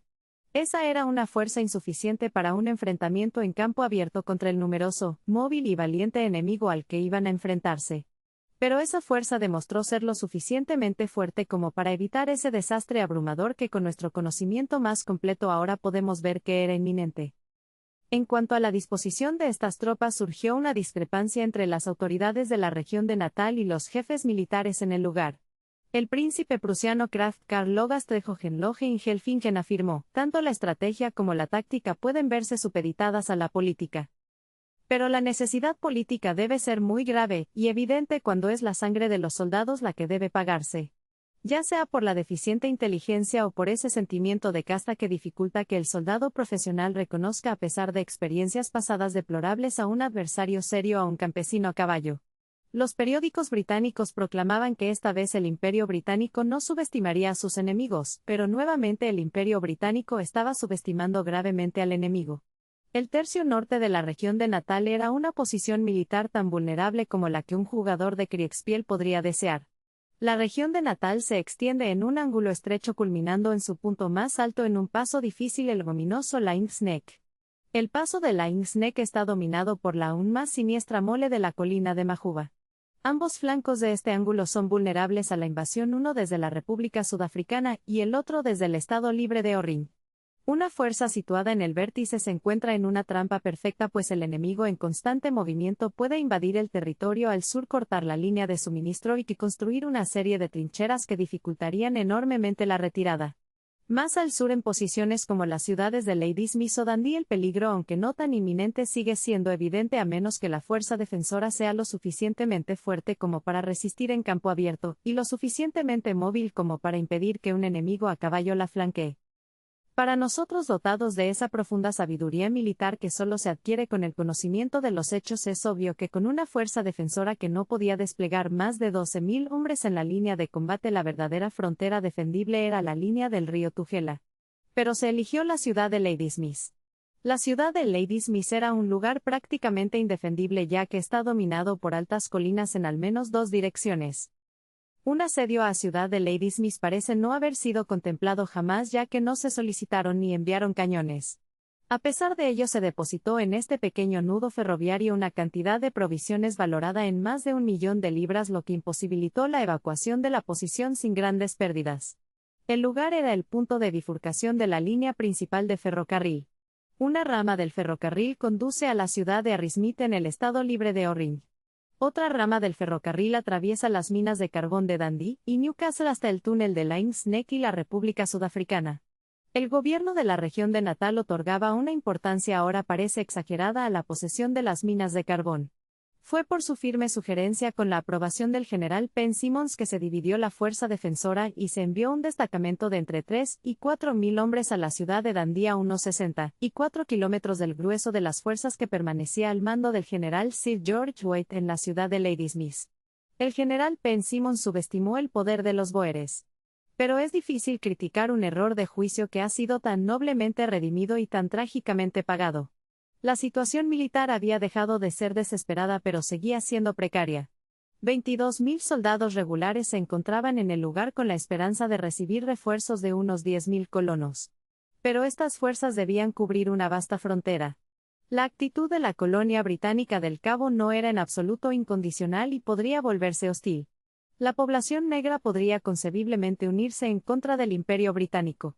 Solo la mitad de los regulares podían destinarse a la defensa de la región de Natal. No podrían llegar refuerzos en menos de un mes desde el estallido de las hostilidades. Si el secretario de Estado para las colonias Joseph Chamberlain realmente estaba intentando engañar al enemigo, hay que reconocer que lo hacía con muy pocos recursos. A modo de comparación podemos dar una idea de las fuerzas que el presidente Paul Kruger y el presidente Martinus Teunistein podían desplegar. Martinus Teunistein era el presidente del Estado Libre de Orange. Para entonces era evidente que el Estado Libre de Orange se disponía de una manera que algunos calificarían de temeraria y otros de caballerosa a unirse a la República Sudafricana en la lucha contra el Imperio Británico. El Estado Libre de Orange estaba dispuesto a ir a la guerra contra el Imperio Británico pese a que previamente no había tenido la menor disputa. La prensa general estimaba las fuerzas de la República Sudafricana y el Estado Libre de Orange entre 25.000 y 35.000 hombres. Joseph Benjamin Robinson consideraba que esta última estimación sobre el número de soldados de la República Sudafricana y el Estado Libre de Orange era demasiado elevada. Joseph Benjamin Robinson era amigo personal del presidente Paul Kruger. Joseph Benjamin Robinson había hecho una fortuna con sus minas de oro y diamante. Joseph Benjamin Robinson había pasado gran parte de su vida entre los Boeres. El cálculo carecía de una base sólida. La República Sudafricana y el Estado Libre de Orange tenían una población muy dispersa y aislada donde predominaban las familias numerosas que era sumamente difícil de estimar. Algunos calculaban a partir del supuesto crecimiento natural durante 18 años. Pero la cifra dada en aquel entonces era en sí misma una suposición. Otros basaron sus cálculos en el número de votantes de las últimas elecciones presidenciales. Pero nadie sabía cuántas abstenciones se habían producido. Y la edad para combatir es 5 años menor que la edad para votar en las repúblicas. Ahora reconocemos que todos los cálculos estaban muy por debajo de la cifra real. Sin embargo, es probable que la información del Departamento de Inteligencia británico no estuviera muy equivocada. Según el Departamento de Inteligencia británico, la fuerza de combate de la República Sudafricana era de 32.000 hombres. Según el Departamento de Inteligencia británico, la fuerza de combate del Estado Libre de Orange era de 22.000 hombres. Contando mercenarios y rebeldes de las colonias se llegarían a 60.000 hombres. Mientras que un levantamiento considerable de los neerlandeses que habitaban la colonia británica de El Cabo los elevaría a 100.000 hombres. Se sabía que la República Sudafricana y el Estado Libre de Orange contaban con alrededor de 100 cañones de artillería. Muchos de esos cañones eran más modernos y potentes que cualquiera que pudiera desplegar el Imperio Británico contra ellos. Sobre la calidad de esta gran fuerza no hace falta decir nada. Los Boeres eran valientes, resistentes y luchaban con un extraño fervor religioso. Todos los Boeres parecía que eran del siglo XVII excepto sus fusiles. Los Boeres montados en sus robustos ponis poseían una movilidad que prácticamente duplicaba su número y hacía imposible flanquearlos. Como tiradores los Boeres eran supremos. Si a esto se le suma la ventaja de operar en líneas internas con comunicaciones más cortas y seguras, se comprende la formidable tarea que se avecinaba para los soldados del Imperio Británico. Al pasar de esta enumeración de su fuerza a contemplar a los 12.000 hombres divididos en 2 destacamentos que los esperaban en la región de Natal, podemos reconocer que, lejos de lamentar el desastre, deberíamos felicitar al Imperio Británico por haber evitado la pérdida de esa gran provincia que, situada entre Gran Bretaña, la India y Australia, debe considerarse la piedra angular del imperio. A riesgo de una digresión tediosa pero esencial, es necesario mencionar los motivos por los que los Boeres se habían estado preparando para la guerra en secreto durante muchos años. Es seguro que la incursión de Leander Starr Jameson no fue la causa. Aunque probablemente al fortalecer al gobierno Boer, la incursión de Leander Starr Jameson aceleró considerablemente los acontecimientos. Lo que se había hecho en secreto y lentamente podía hacerse con mayor rapidez y abiertamente al contar con una excusa tan plausible. De hecho, los preparativos eran muy anteriores a la incursión. La construcción de los fuertes de Pretoria y Johannesburgo comenzó casi 2 años antes de aquella nefasta incursión, y la importación de armas avanzaba a buen ritmo. En el año de 1895 la República Sudafricana gastó una suma considerable en equipo militar. Pero si no se trataba de la incursión de Leander Starr Jameson, y si los bóeres no tenían motivos para temer al gobierno británico, ¿por qué habrían de armarse? La República Sudafricana podría haber mantenido una relación tan amistosa como la que el Estado Libre de Orange había mantenido durante 40 años con el gobierno británico. Existen numerosas pruebas que demuestran que algunos líderes neerlandeses tanto en las repúblicas del norte como en la colonia británica de El Cabo habían concebido la idea de una única comunidad neerlandesa que se extendiera desde Ciudad del Cabo hasta el río Zambezell. Los neerlandeses pretendían crear un estado en la que la bandera, el idioma y la ley serían neerlandeses. Es en esta aspiración donde muchos jueces perspicaces y bien informados ven el verdadero significado de este persistente armamento, de la constante hostilidad, de la formación de vínculos entre las dos repúblicas, y finalmente de las intrigas que intentaron envenenar el afecto y la lealtad de los colonos holandeses que no tenían quejas políticas de ningún tipo. Todos apuntaban a un mismo fin, la expulsión definitiva del poder británico de Sudáfrica y la formación de una única gran república holandesa. La gran suma que la República Sudafricana gastaba en fondos para servicios secretos da una idea de las influencias subterráneas en juego. La República Sudafricana gastaba más en espías que lo que gastaba todo el Imperio Británico. La República Sudafricana contaba con un ejército de emisarios, agentes y espías que estaban desplegados por las colonias británicas cualquiera que fuera su misión. Los periódicos también recibían subsidios pagados por la República Sudafricana. La República Sudafricana se gastaba sumas considerables en la prensa de Francia y Alemania. Por su propia naturaleza, una conspiración de tal magnitud para sustituir el dominio británico por el neerlandés en Sudáfrica no es algo que pueda probarse fácil y definitivamente. Tales cuestiones no se discuten en documentos públicos. Pero existen numerosas pruebas de la ambición individual de hombres prominentes y representativos en este sentido. Es difícil creer que lo que muchos deseaban individualmente no se buscara colectivamente, especialmente cuando vemos cómo el curso de los acontecimientos en realidad condujo al fin que indicaban. James Percy Fitzpatrick escribió el libro El Transvaal desde dentro. Es un libro al que todos los autores posteriores sobre el tema deben reconocer su deuda. David Peter de Villiers Graf era miembro del Consejo Legislativo de la Colonia Británica de El Cabo y un destacado miembro del Afrikaner Bond. El Afrikaner Bond era un partido político que surgió en el Estado Libre de Orange. El Afrikaner Bond se oponía al imperialismo británico y buscaba la independencia de las colonias británicas en África. James Percy Fitzpatrick narra cómo en el año 1896 David Peter de Villiers Graf le propuso que Gran Bretaña fuera expulsada de Sudáfrica. David Peter de Villiers Graf le hizo la misma propuesta a Alfred Bate. Alfred Bate era un millonario que había hecho su fortuna con la explotación de minas de oro y diamante en la República Sudafricana. Theodore Schreiner era el hermano del primer ministro de la colonia británica de El Cabo. Theodore Schreiner señaló: Francis William Reitz era entonces juez del Estado Libre de Orange. Yo conocí a Francis William Reitz en la ciudad de Bloemfontein hace entre 17 y 18 años, poco después de la cesión del Transvaal. Francis William Reitz se dedicaba a crear el Afrikaner Bond. El Afrikaner Bond era un partido político que surgió en el Estado Libre de Orange. El Afrikaner Bond se oponía al imperialismo británico y buscaba la independencia de las colonias británicas en África. Resulta evidente para todos que, en aquel momento, Inglaterra y su gobierno no tenían intención alguna de arrebatar la independencia a la República Sudafricana, pues la acababa de concederla magnánimamente. Tampoco el Imperio Británico tenía intención de declarar la guerra a la República Sudafricana y al Estado Libre de Orange, pues acababan de firmar la paz. El Imperio Británico no tenía la intención de apoderarse de los yacimientos de oro de la región de Rand, pues aún no habían sido descubiertos. Fue entonces cuando conocí a Francis William Reitz. Francis William Reitz hizo todo lo posible por convencerme de que me uniera a su Afrikaner Bond, pero tras estudiar sus estatutos y programa me negué. A continuación tuvo lugar entre nosotros el siguiente diálogo, que desde entonces ha quedado grabado en mi memoria. Francis William Reitz dijo: ¿Por qué se niega? ¿Acaso el objetivo de lograr que la gente se interese por los asuntos políticos no es bueno?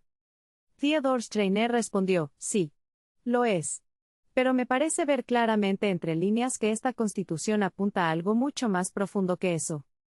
Francis William Reitz preguntó: ¿a qué apunta? Theodore Schreiner contestó: veo con bastante claridad que el objetivo final es el derrocamiento del poder británico y la expulsión de la bandera británica de Sudáfrica. Francis William Reid sonrió como alguien cuyo pensamiento y propósitos secretos habían sido descubiertos. Francis William Reid, que no estaba del todo disgustado por ello. Francis William Reid señaló, bueno, ¿y si es así? Theodore Schreiner afirmó, no creerás en verdad que la bandera británica va a desaparecer de Sudáfrica sin una tremenda lucha y resistencia. Francis William Reid sonrió con la misma sonrisa agradable, cohibida y autosatisfecha. Francis William Reid entonces dijo, bueno, supongo que no. Pero aún así, ¿qué importa eso? Theodore Schreiner comentó, cuando esa lucha tenga lugar tú y yo estaremos en bandos opuestos. Y lo que es más, el Dios que estuvo del lado de la República Sudafricana en la guerra reciente, porque tenía la razón de su lado, estará del lado de Inglaterra. Porque Dios debe ver con aborrecimiento cualquier complot o intriga para derrocar el poder y posición en Sudáfrica del Imperio Británico, pues esa situación han sido ordenada por Dios. Francis William Reid finalizó la reunión diciendo, ya veremos. Así concluyó la conversación. Durante los 17 años transcurridos, Theodore Schreiner observó cómo la propaganda para el derrocamiento del poder británico en Sudáfrica se difundía incesantemente por todos los medios posibles, la prensa, el púlpito, la tribuna, las escuelas, las universidades, el parlamento, hasta culminar en la guerra actual. Para Theodore Schreiner, Francis William Reid y sus colaboradores son el origen y la causa de la guerra entre los Bóeres y el Imperio Británico. Theodore Schreiner afirmaba que el día en que Francis William Reid se sentó a redactar su ultimátum a Gran Bretaña fue el momento más orgulloso y feliz de su vida. Fue un momento que Francis William Reid había esperado con anhelo y expectación durante muchos años. Compárese con estas declaraciones de un político holandés de la colonia británica del Cabo y de un político holandés del Estado Libre de Orange. El siguiente es un fragmento de un discurso pronunciado por el presidente Paul Kruger en la ciudad de Bloemfontein en el año 1887. Creo que es demasiado pronto para hablar de una Sudáfrica unida bajo una sola bandera. ¿Qué bandera sería?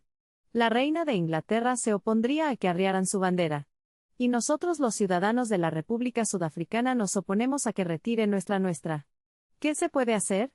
Ahora somos pequeños y de poca importancia, pero estamos creciendo y preparando el camino para ocupar nuestro lugar entre las grandes naciones del mundo. Otro político holandés del Estado Libre de Orange dijo, el sueño de nuestra vida es la unión de los estados de Sudáfrica. Y esto tiene que surgir desde dentro, no desde fuera. Cuando se logre la unión de los estados de Sudáfrica, Sudáfrica será grande.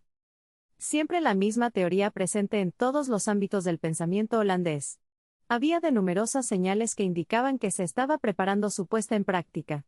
Reitero que ni el historiador más justo e imparcial puede descartar la conspiración como un mito. A esto se podría replicar, ¿por qué no habrían de conspirar? ¿Por qué no habrían de tener sus propias ideas sobre el futuro de Sudáfrica? ¿Por qué no habrían de intentar tener una bandera universal y un idioma común? ¿Por qué no habrían de ganarse a nuestros colonos si pudieran y empujar al Imperio Británico al mar? No veo razón alguna para que no lo hagan. Que lo intenten si quieren. Y que el Imperio Británico intente impedírselo.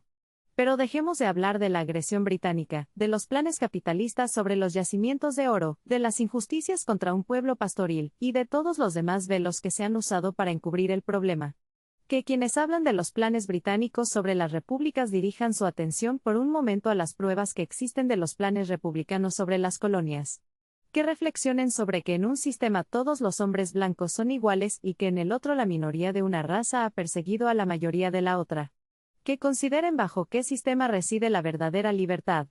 Que consideren cuál representa la libertad universal y cuál la reacción y el odio racial. Que reflexionen y respondan a todo esto antes de decidir a quién apoyan. Dejando de lado estas cuestiones políticas más amplias y posponiendo por el momento las consideraciones militares que pronto adquirirían una importancia crucial, podemos retomar el curso de los acontecimientos en la pugna diplomática entre el gobierno de la República Sudafricana y el secretario de Estado para las Colonias. El 8 de septiembre, como ya se ha relatado, se envió un mensaje final a la ciudad de Pretoria en el que se exponían las condiciones mínimas que el gobierno británico podía aceptar como una concesión justa a sus súbditos de la República Sudafricana. Se exigía una respuesta definitiva. La nación aguardaba con sombría paciencia. En el Imperio Británico pocas personas se hacían ilusiones sobre las dificultades de una guerra en la región de Transvaal. Era evidente que al Imperio Británico le aguardaban poco honor y una inmensa aflicción. La Primera Guerra Bóer aún dolía en las mentes de los británicos. Y los británicos ya conocían la valentía de los indomables bóeres. Pero el pueblo británico, aunque es sombrío, no por ello es menos resuelto. Ese instinto nacional, más allá de la sabiduría de los estadistas, le había hecho comprender al pueblo británico que no se trataba de una disputa local sino de una de la que dependía la existencia misma del Imperio británico. La cohesión del Imperio británico iba a ser puesta a prueba. En tiempos de paz los hombres habían brindado por el Imperio británico. ¿Acaso era un simple brindis sin sentido? ¿O estaban dispuestos a derramar su sangre también en tiempos de guerra? ¿Se había fundado realmente una serie de naciones desconectadas, sin un sentimiento o interés común? ¿O era el imperio un todo orgánico tan dispuesto a vibrar con una sola emoción o a endurecerse en una sola resolución como los diversos estados de la Unión? Esa era la cuestión en juego. Gran parte de la historia futura del mundo dependía de la respuesta. Ya había indicios de que las colonias comprendían que la disputa no era un asunto exclusivo de la metrópoli, sino que ésta defendía los derechos del Imperio británico en su conjunto. El 11 de julio la colonia británica de Queensland ofreció un contingente de infantería montada con ametralladoras. Las colonias británicas de Nueva Zelanda, Australia Occidental, Tasmania, Victoria, Nueva Gales del Sur y Australia Meridional siguieron el orden mencionado. La colonia británica de Canadá, con el espíritu firme pero más prudente del norte, fue la última en pronunciarse pero defendió con mayor firmeza la demora. Los canadienses eran los menos preocupados por la situación. En Sudáfrica abundaban los australianos mientras que los canadienses eran pocos. La colonia británica de Canadá aceptó con gusto su parte de la carga común y se mostró más dispuesta y optimista a medida que la carga se hacía más pesada. De todos los hombres de diversas etnias que conformaban el Imperio británico llegaron ofertas de servicio. Rajas hindúes, ousas de África Occidental, policías malayos e indios occidentales se ofrecieron a combatir. Pero esta iba a ser una guerra de blancos. Y si los británicos no podían asegurar su propia salvación, entonces era mejor que el Imperio se desprendiera de semejante raza. El magnífico ejército indio de 150.000 soldados, muchos de ellos veteranos experimentados, fue por la misma razón dejado intacto. Inglaterra no ha reclamado mérito alguno ni consideración por tal abstención de la India. Pero un escritor irresponsable bien podría preguntarse cuántos de esos críticos extranjeros cuyo respeto por nuestra moral pública parece tan limitado como su conocimiento de nuestros principios e historia habrían defendido tal abnegación si sus propios países se hubieran encontrado en la misma situación. El 18 de septiembre se publicó en Londres la respuesta oficial del gobierno Boer al mensaje enviado por el Consejo de Gabinete. En su forma era inflexible e intransigente. En esencia constituía un rechazo total a todas las demandas británicas. Se negaba a recomendar o proponer a la Cámara de Diputados de la República Sudafricana el derecho al voto después de 5 años de residencia. El gobierno de la República Sudafricana se negaba a cumplir las demás medidas que se habían definido como el mínimo que el gobierno británico podía aceptar como una medida justa de justicia hacia los migrantes. La sugerencia de que los debates del Cámara de Diputados de la República Sudafricana fueran bilingües como lo habían sido en la colonia británica de El Cabo y en Canadá fue descartada por completo. El gobierno británico había declarado en su último comunicado que si la respuesta era negativa o inconclusa se reservaba el derecho de reconsiderar la situación de nuevo y formular sus propias propuestas para una solución definitiva. La respuesta de la República Sudafricana fue negativa e inconclusa. El 22 de septiembre se reunió un consejo para determinar cuál debía ser el siguiente mensaje. Fue breve y firme pero planificado de tal manera que no cerrara la puerta a la paz. El mensaje pretendía que el gobierno británico lamentara profundamente el rechazo de las propuestas moderadas presentadas en su último comunicado, y que cumpliendo su promesa presentaría próximamente sus propios planes para una solución. No se trataba de un ultimátum, pero sí presagiaba un ultimátum futuro. Mientras tanto, el 21 de septiembre se reunió la Cámara de Diputados del Estado Libre de Orange. Se hizo cada vez más evidente que esta república pretendía unirse contra el Imperio británico. El Imperio británico no tenía ninguna disputa con el Estado Libre de Orange. Por el contrario, el Imperio británico sentía una gran amistad y admiración por el Estado Libre de Orange. Tiempo atrás se había concertado una alianza ofensiva y defensiva entre el Estado Libre de Orange y la República Sudafricana. Hasta que se escriba la historia secreta de estos acontecimientos, parece haber sido un acuerdo singularmente temerario y poco provechoso para el Estado Libre de Orange. El Estado Libre de Orange no tenía nada que temer de Gran Bretaña puesto que ésta lo había convertido voluntariamente en una república independiente, y había vivido en paz con ella durante 40 años. Las leyes del Estado Libre de Orange eran tan liberales como la del Imperio Británico. Pero mediante este tratado suicida el Estado Libre de Orange aceptó compartir la suerte de un Estado que con su actitud persistentemente hostil buscaba deliberadamente la guerra y cuya legislación reaccionaria y restrictiva cabría imaginar habría enemistado la simpatía de su vecino progresista. Puede que existieran ambiciones como las ya citadas en el informe de la conversación de Francis William Rates.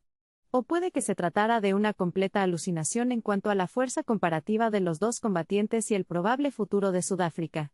Pero sea como fuere, el tratado entre la República Sudafricana y el Estado Libre de Orange se firmó, y había llegado el momento de comprobar hasta qué punto se mantendría. El tono del presidente Martinus Theunistein en la reunión de la Cámara de Diputados y el apoyo que recibió de la mayoría de sus ciudadanos demostraron inequívocamente que las dos repúblicas actuarían como una sola. En su discurso de apertura Martinus Theunistein se declaró inflexiblemente en contra de la pretensión británica y afirmó que su estado estaba ligado a la República Sudafricana por todo lo que le era querido.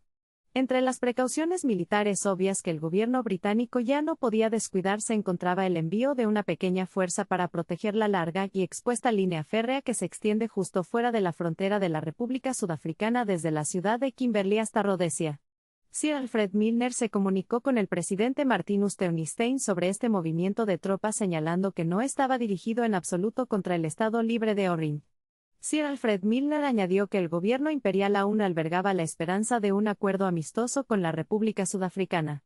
Sir Alfred Milner señaló que si esta esperanza se veía frustrada esperaban que el Estado Libre de Orange mantuviera una estricta neutralidad e impidiera la intervención militar de cualquiera de sus ciudadanos. Sir Alfred Milner se comprometió a que en caso de que se declarara la guerra entre el Imperio Británico y la República Sudafricana la integridad de la frontera del Estado Libre de Orange se preservaría rigurosamente. Finalmente Sir Alfred Milner declaró que no había absolutamente ningún motivo para perturbar las buenas relaciones entre el Estado Libre de Orange y el Imperio Británico puesto que al Imperio Británico le guiaban las más amistosas intenciones hacia el Estado Libre de Orange. A estas afirmaciones el presidente Martinus Theunistein respondió con una réplica algo descortés. El presidente Martinus Theunistein manifestó su desaprobación a la acción del Imperio Británico contra la República Sudafricana. El presidente Martinus Theunistein lamentó el movimiento de tropas y advirtió que el movimiento de tropas sería considerado una amenaza por los ciudadanos. Una resolución posterior del Consejo del Estado Libre de Orange concluía con las palabras: pase lo que pase, el Estado Libre de Orange cumplirá honesta y fielmente sus obligaciones para con la República Sudafricana en virtud de la alianza política existente entre las dos repúblicas. Esta declaración demostró lo imposible que era que el Estado Libre de Orange pudiera salvarse de ser arrastrado al torbellino. El Estado Libre de Orange había sido creado por el propio Imperio Británico, y no tenía el menor motivo de disputa con el Imperio Británico. Por todas partes, desde ambos lados de la frontera llegaban noticias de preparativos bélicos. Ya a finales de septiembre tropas y ciudadanos armados se congregaban en la frontera. Los más incrédulos comenzaban a comprender que la sombra de una gran guerra se cernía realmente sobre ellos. En la ciudad de Volksrust, en la frontera con la región de Natal, se acumulaban artillería, municiones y suministros. Esa situación indicaba dónde se esperaba que estallara la tormenta. El último día de septiembre se informó que 26 trenes militares habían partido de las ciudades de Pretoria y Johannesburgo con destino a la ciudad de Volksrust. Al mismo tiempo llegaron noticias de una concentración de tropas en la región de Malmani, en la frontera con Bechuanalandia. Esa concentración de tropas amenazaba la línea férrea y la ciudad británica de Mafeking. El nombre de Mafeking pronto se haría conocido en todo el mundo. El 3 de octubre de 1899 tuvo lugar lo que en realidad fue un acto de guerra. Aunque el gobierno británico, paciente hasta el límite de la debilidad, se negó a considerarlo como tal y continuó redactando su documento de respuesta definitivo. El tren de correo procedente de la República Sudafricana con destino a Ciudad del Cabo fue detenido en la ciudad de Vereeniging. El gobierno Boer se apoderó del cargamento semanal de oro destinado a Inglaterra valorado en aproximadamente $500,000. En un debate celebrado ese mismo día en Ciudad del Cabo, el ministro del Interior de la colonia británica de El Cabo admitió que hasta 404 camiones habían cruzado la frontera desde la línea gubernamental y no habían sido devueltos. Este incidente, sumado al paso de armas y cartuchos a través de la colonia británica de El Cabo hacia las ciudades de Pretoria y Bloemfontein, provocó la más profunda indignación entre los ingleses coloniales y el público británico. La indignación se vio agravada por los informes sobre las dificultades que habían tenido las ciudades fronterizas como Kimberley y Breburg para conseguir cañones para su defensa. El Consejo había sido disuelto. Las últimas palabras del antiguo presidente Paul Kruger habían sido una declaración de que la guerra era inevitable, y una severa invocación al Señor como árbitro final. Inglaterra estaba dispuesta de forma menos ostentosa pero no menos vehemente a someter la disputa al mismo temido juez. El 2 de octubre de 1899 el presidente Martinus Teunistein informó a Sir Alfred Milner que había considerado necesario convocar a los ciudadanos del Estado Libre de Orrin. Es decir, el presidente Martinus Teunistein había movilizado sus fuerzas. Sir Alfred Milner respondió lamentando estos preparativos y declarando que aún no perdía la esperanza de la paz, pues estaba seguro de que cualquier propuesta razonable sería considerada favorablemente por el gobierno de Su Majestad. La respuesta del presidente Martinus Teunistein fue que no tenía sentido negociar a menos que cesara el flujo de refuerzos británicos hacia Sudáfrica. Dado que nuestras fuerzas aún eran una gran minoría, era imposible detener los refuerzos. El diálogo entre el presidente Martinus Teunistein y Sir Alfred Milner no llegó a buen puerto. El 7 de octubre de 1899 se movilizaron las reservas del primer cuerpo de ejército en Gran Bretaña, y se dieron otras señales de que se había decidido enviar una fuerza considerable a Sudáfrica. También se convocó al Parlamento para obtener el consentimiento nacional formal para las graves medidas que evidentemente estaban pendientes. El 9 de octubre de 1899 los lentos trámites del Ministerio de Colonias británico culminaron con un ultimátum inesperado y audaz del gobierno Boer. En las contiendas de ingenio como en las de armas hay que reconocer que la risa suele estar del lado de nuestros sencillos y apacibles vecinos sudafricanos. Este caso no fue la excepción. Mientras el gobierno británico preparaba con cautela y paciencia un ultimátum, la República Sudafricana jugó de repente la carta que estábamos a punto de poner sobre la mesa. El documento era firme y explícito. Sus términos eran tan imposibles que evidentemente se había redactado con el propósito deliberado de forzar una guerra inmediata. La República Sudafricana exigía la retirada inmediata de las tropas en las fronteras de la República. La República Sudafricana exigía la retirada de todos los refuerzos que habían llegado en el último año y el regreso de aquellos que se encontraban en alta mar sin desembarcar. La República Sudafricana concluyó: si no se recibe una respuesta satisfactoria en 48 horas, el gobierno de la República Sudafricana se verá obligado con gran pesar a considerar la acción del gobierno de Su Majestad como una declaración formal de guerra de cuyas consecuencias no se responsabilizará. El audaz mensaje fue recibido en todo el imperio con una mezcla de burla e indignación. La respuesta se envió al día siguiente a través de Sir Alfred Milner. La respuesta del Imperio Británico decía: 10 de octubre de 1899. El gobierno de Su Majestad ha recibido con gran pesar las exigencias perentorias del gobierno de la República Sudafricana transmitidas en su telegrama del 9 de octubre de 1899. Usted informará al gobierno de la República Sudafricana en respuesta que las condiciones exigidas por este son tales que el gobierno de Su Majestad considera imposible discutirlas. Y así llegamos al final del largo camino. Más allá de la batalla de las plumas y la disputa de las lenguas, se llegó hasta el arbitraje de los rifles Lee Metford británicos contra los rifles Mauser alemanes. Fue lamentable que se llegara a esto. Los boeres eran tan afines a los británicos como cualquier otra raza que no sea la nuestra. Los boeres eran de la misma estirpe frisona que poblaba nuestras costas. En mentalidad, en religión, en respeto a la ley, los boeres eran como los británicos. Los boeres eran valientes y hospitalarios. Los boeres tenían esos instintos deportivos tan apreciados por la raza anglo-celta. No había pueblo en el mundo con más cualidades que pudiéramos admirar. Una de las cualidades más importantes de los boeres era ese amor a la independencia. Ese amor a la independencia del que los británicos se enorgullecen enormemente haber fomentado en otros y practicado por ellos mismos. Y sin embargo se había llegado a este punto en el que no había lugar para ambos en toda la vasta Sudáfrica. No podemos considerarnos inocentes en este asunto. Hay una frase que afirma: el mal que hacen los hombres perdura tras su muerte. En este breve y superficial esbozo se han expuesto los errores del pasado del Imperio Británico en Sudáfrica. También recae sobre el Imperio Británico la responsabilidad por la incursión armada de Leander Starr Jameson. La incursión armada de Leander Starr Jameson fue llevada a cabo por ingleses y dirigida por oficiales que ostentaban la comisión de la reina. Asimismo, sobre el Imperio Británico recae la culpa de la investigación superficial y poco rigurosa de aquel asunto tan injustificable. Estas fueron las chispas que contribuyeron a encender la gran hoguera, y fue el Imperio Británico quien la encendió.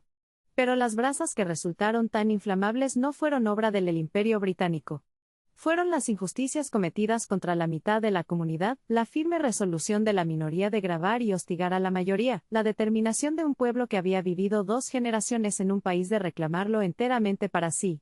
Detrás de todo esto tal vez existiera la ambición holandesa de dominar Sudáfrica. No era un objetivo insignificante por el que Gran Bretaña luchara. Cuando una nación lucha sin quejarse durante meses de desastre puede afirmar haber demostrado su convicción de la justicia y la necesidad de la lucha. Debían prevalecer en ese vasto país las ideas holandesas o las inglesas de gobierno. Una implicaba la libertad para una sola raza. La otra la igualdad de derechos para todos los blancos bajo una ley común. El significado de cada una para las razas de color que lo decida la historia.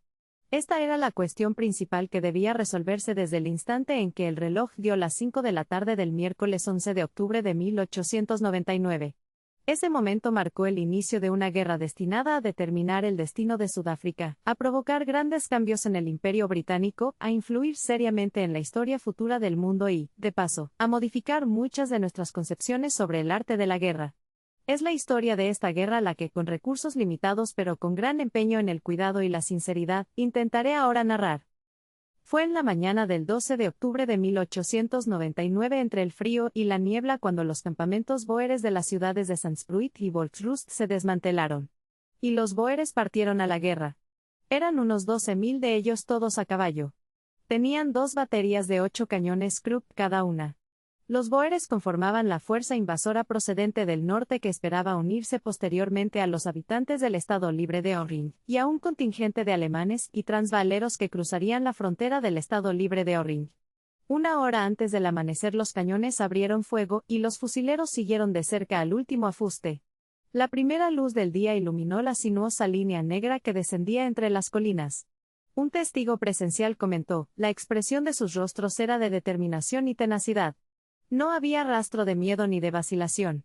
Independientemente de lo que se pueda reprochar al bóer, jamás se podrá decir con verdad que sea un cobarde o un hombre indigno del acero británico. Estas palabras fueron escritas al comienzo de la campaña. Hoy todo el Imperio Británico las respalda. Si pudiéramos contar con hombres así como con ciudadanos dispuestos valdrían más que todas las minas de oro de su país. Este ejército principal de la República Sudafricana estaba formado por el Comando de Pretoria, compuesto por 1.800 hombres, y los de Heidelberg, Middelburg, Krugersdorp, Standerton, Wakkerstroom y Ermelo. También participaba la artillería estatal, que era un cuerpo excelente y altamente organizado que contaba con los mejores cañones jamás desplegados en un campo de batalla. Además de sus 16 cañones alemanes, Krupp llevaban consigo 2 pesados cañones franceses Creusot de 6 pulgadas. Los cañones resultarían cruciales en la primera parte de la campaña. A estas fuerzas nativas se sumaba un cierto número de auxiliares europeos. La mayor parte del cuerpo alemán se encontraba con las fuerzas del Estado Libre de Orring. Pero unos cientos de alemanes llegaron del norte. Había un cuerpo holandés de unos 250 hombres, y un cuerpo irlandés o quizás más propiamente irlandés-estadounidense del mismo número que marchaban bajo la bandera verde y el arpa. Según todos los indicios, los hombres podían dividirse en 2 tipos muy distintos. Por un lado estaban los bóeres urbanos. Los bóeres urbanos eran refinados y quizás algo debilitados por la prosperidad y la civilización. Los bóeres urbanos eran hombres de negocios y profesionales más alertas y ágiles que sus compañeros campesinos. Los bóeres urbanos hablaban inglés en lugar de neerlandés y de hecho había muchos de ascendencia inglesa entre ellos. Pero los otros bóeres eran los más formidables tanto por su número como por sus cualidades primitivas. Eran los bóeres del interior, los granjeros curtidos por el sol, de pelo enmarañado y barba tupida. Los bóeres del interior eran hombres de la Biblia y del rifle.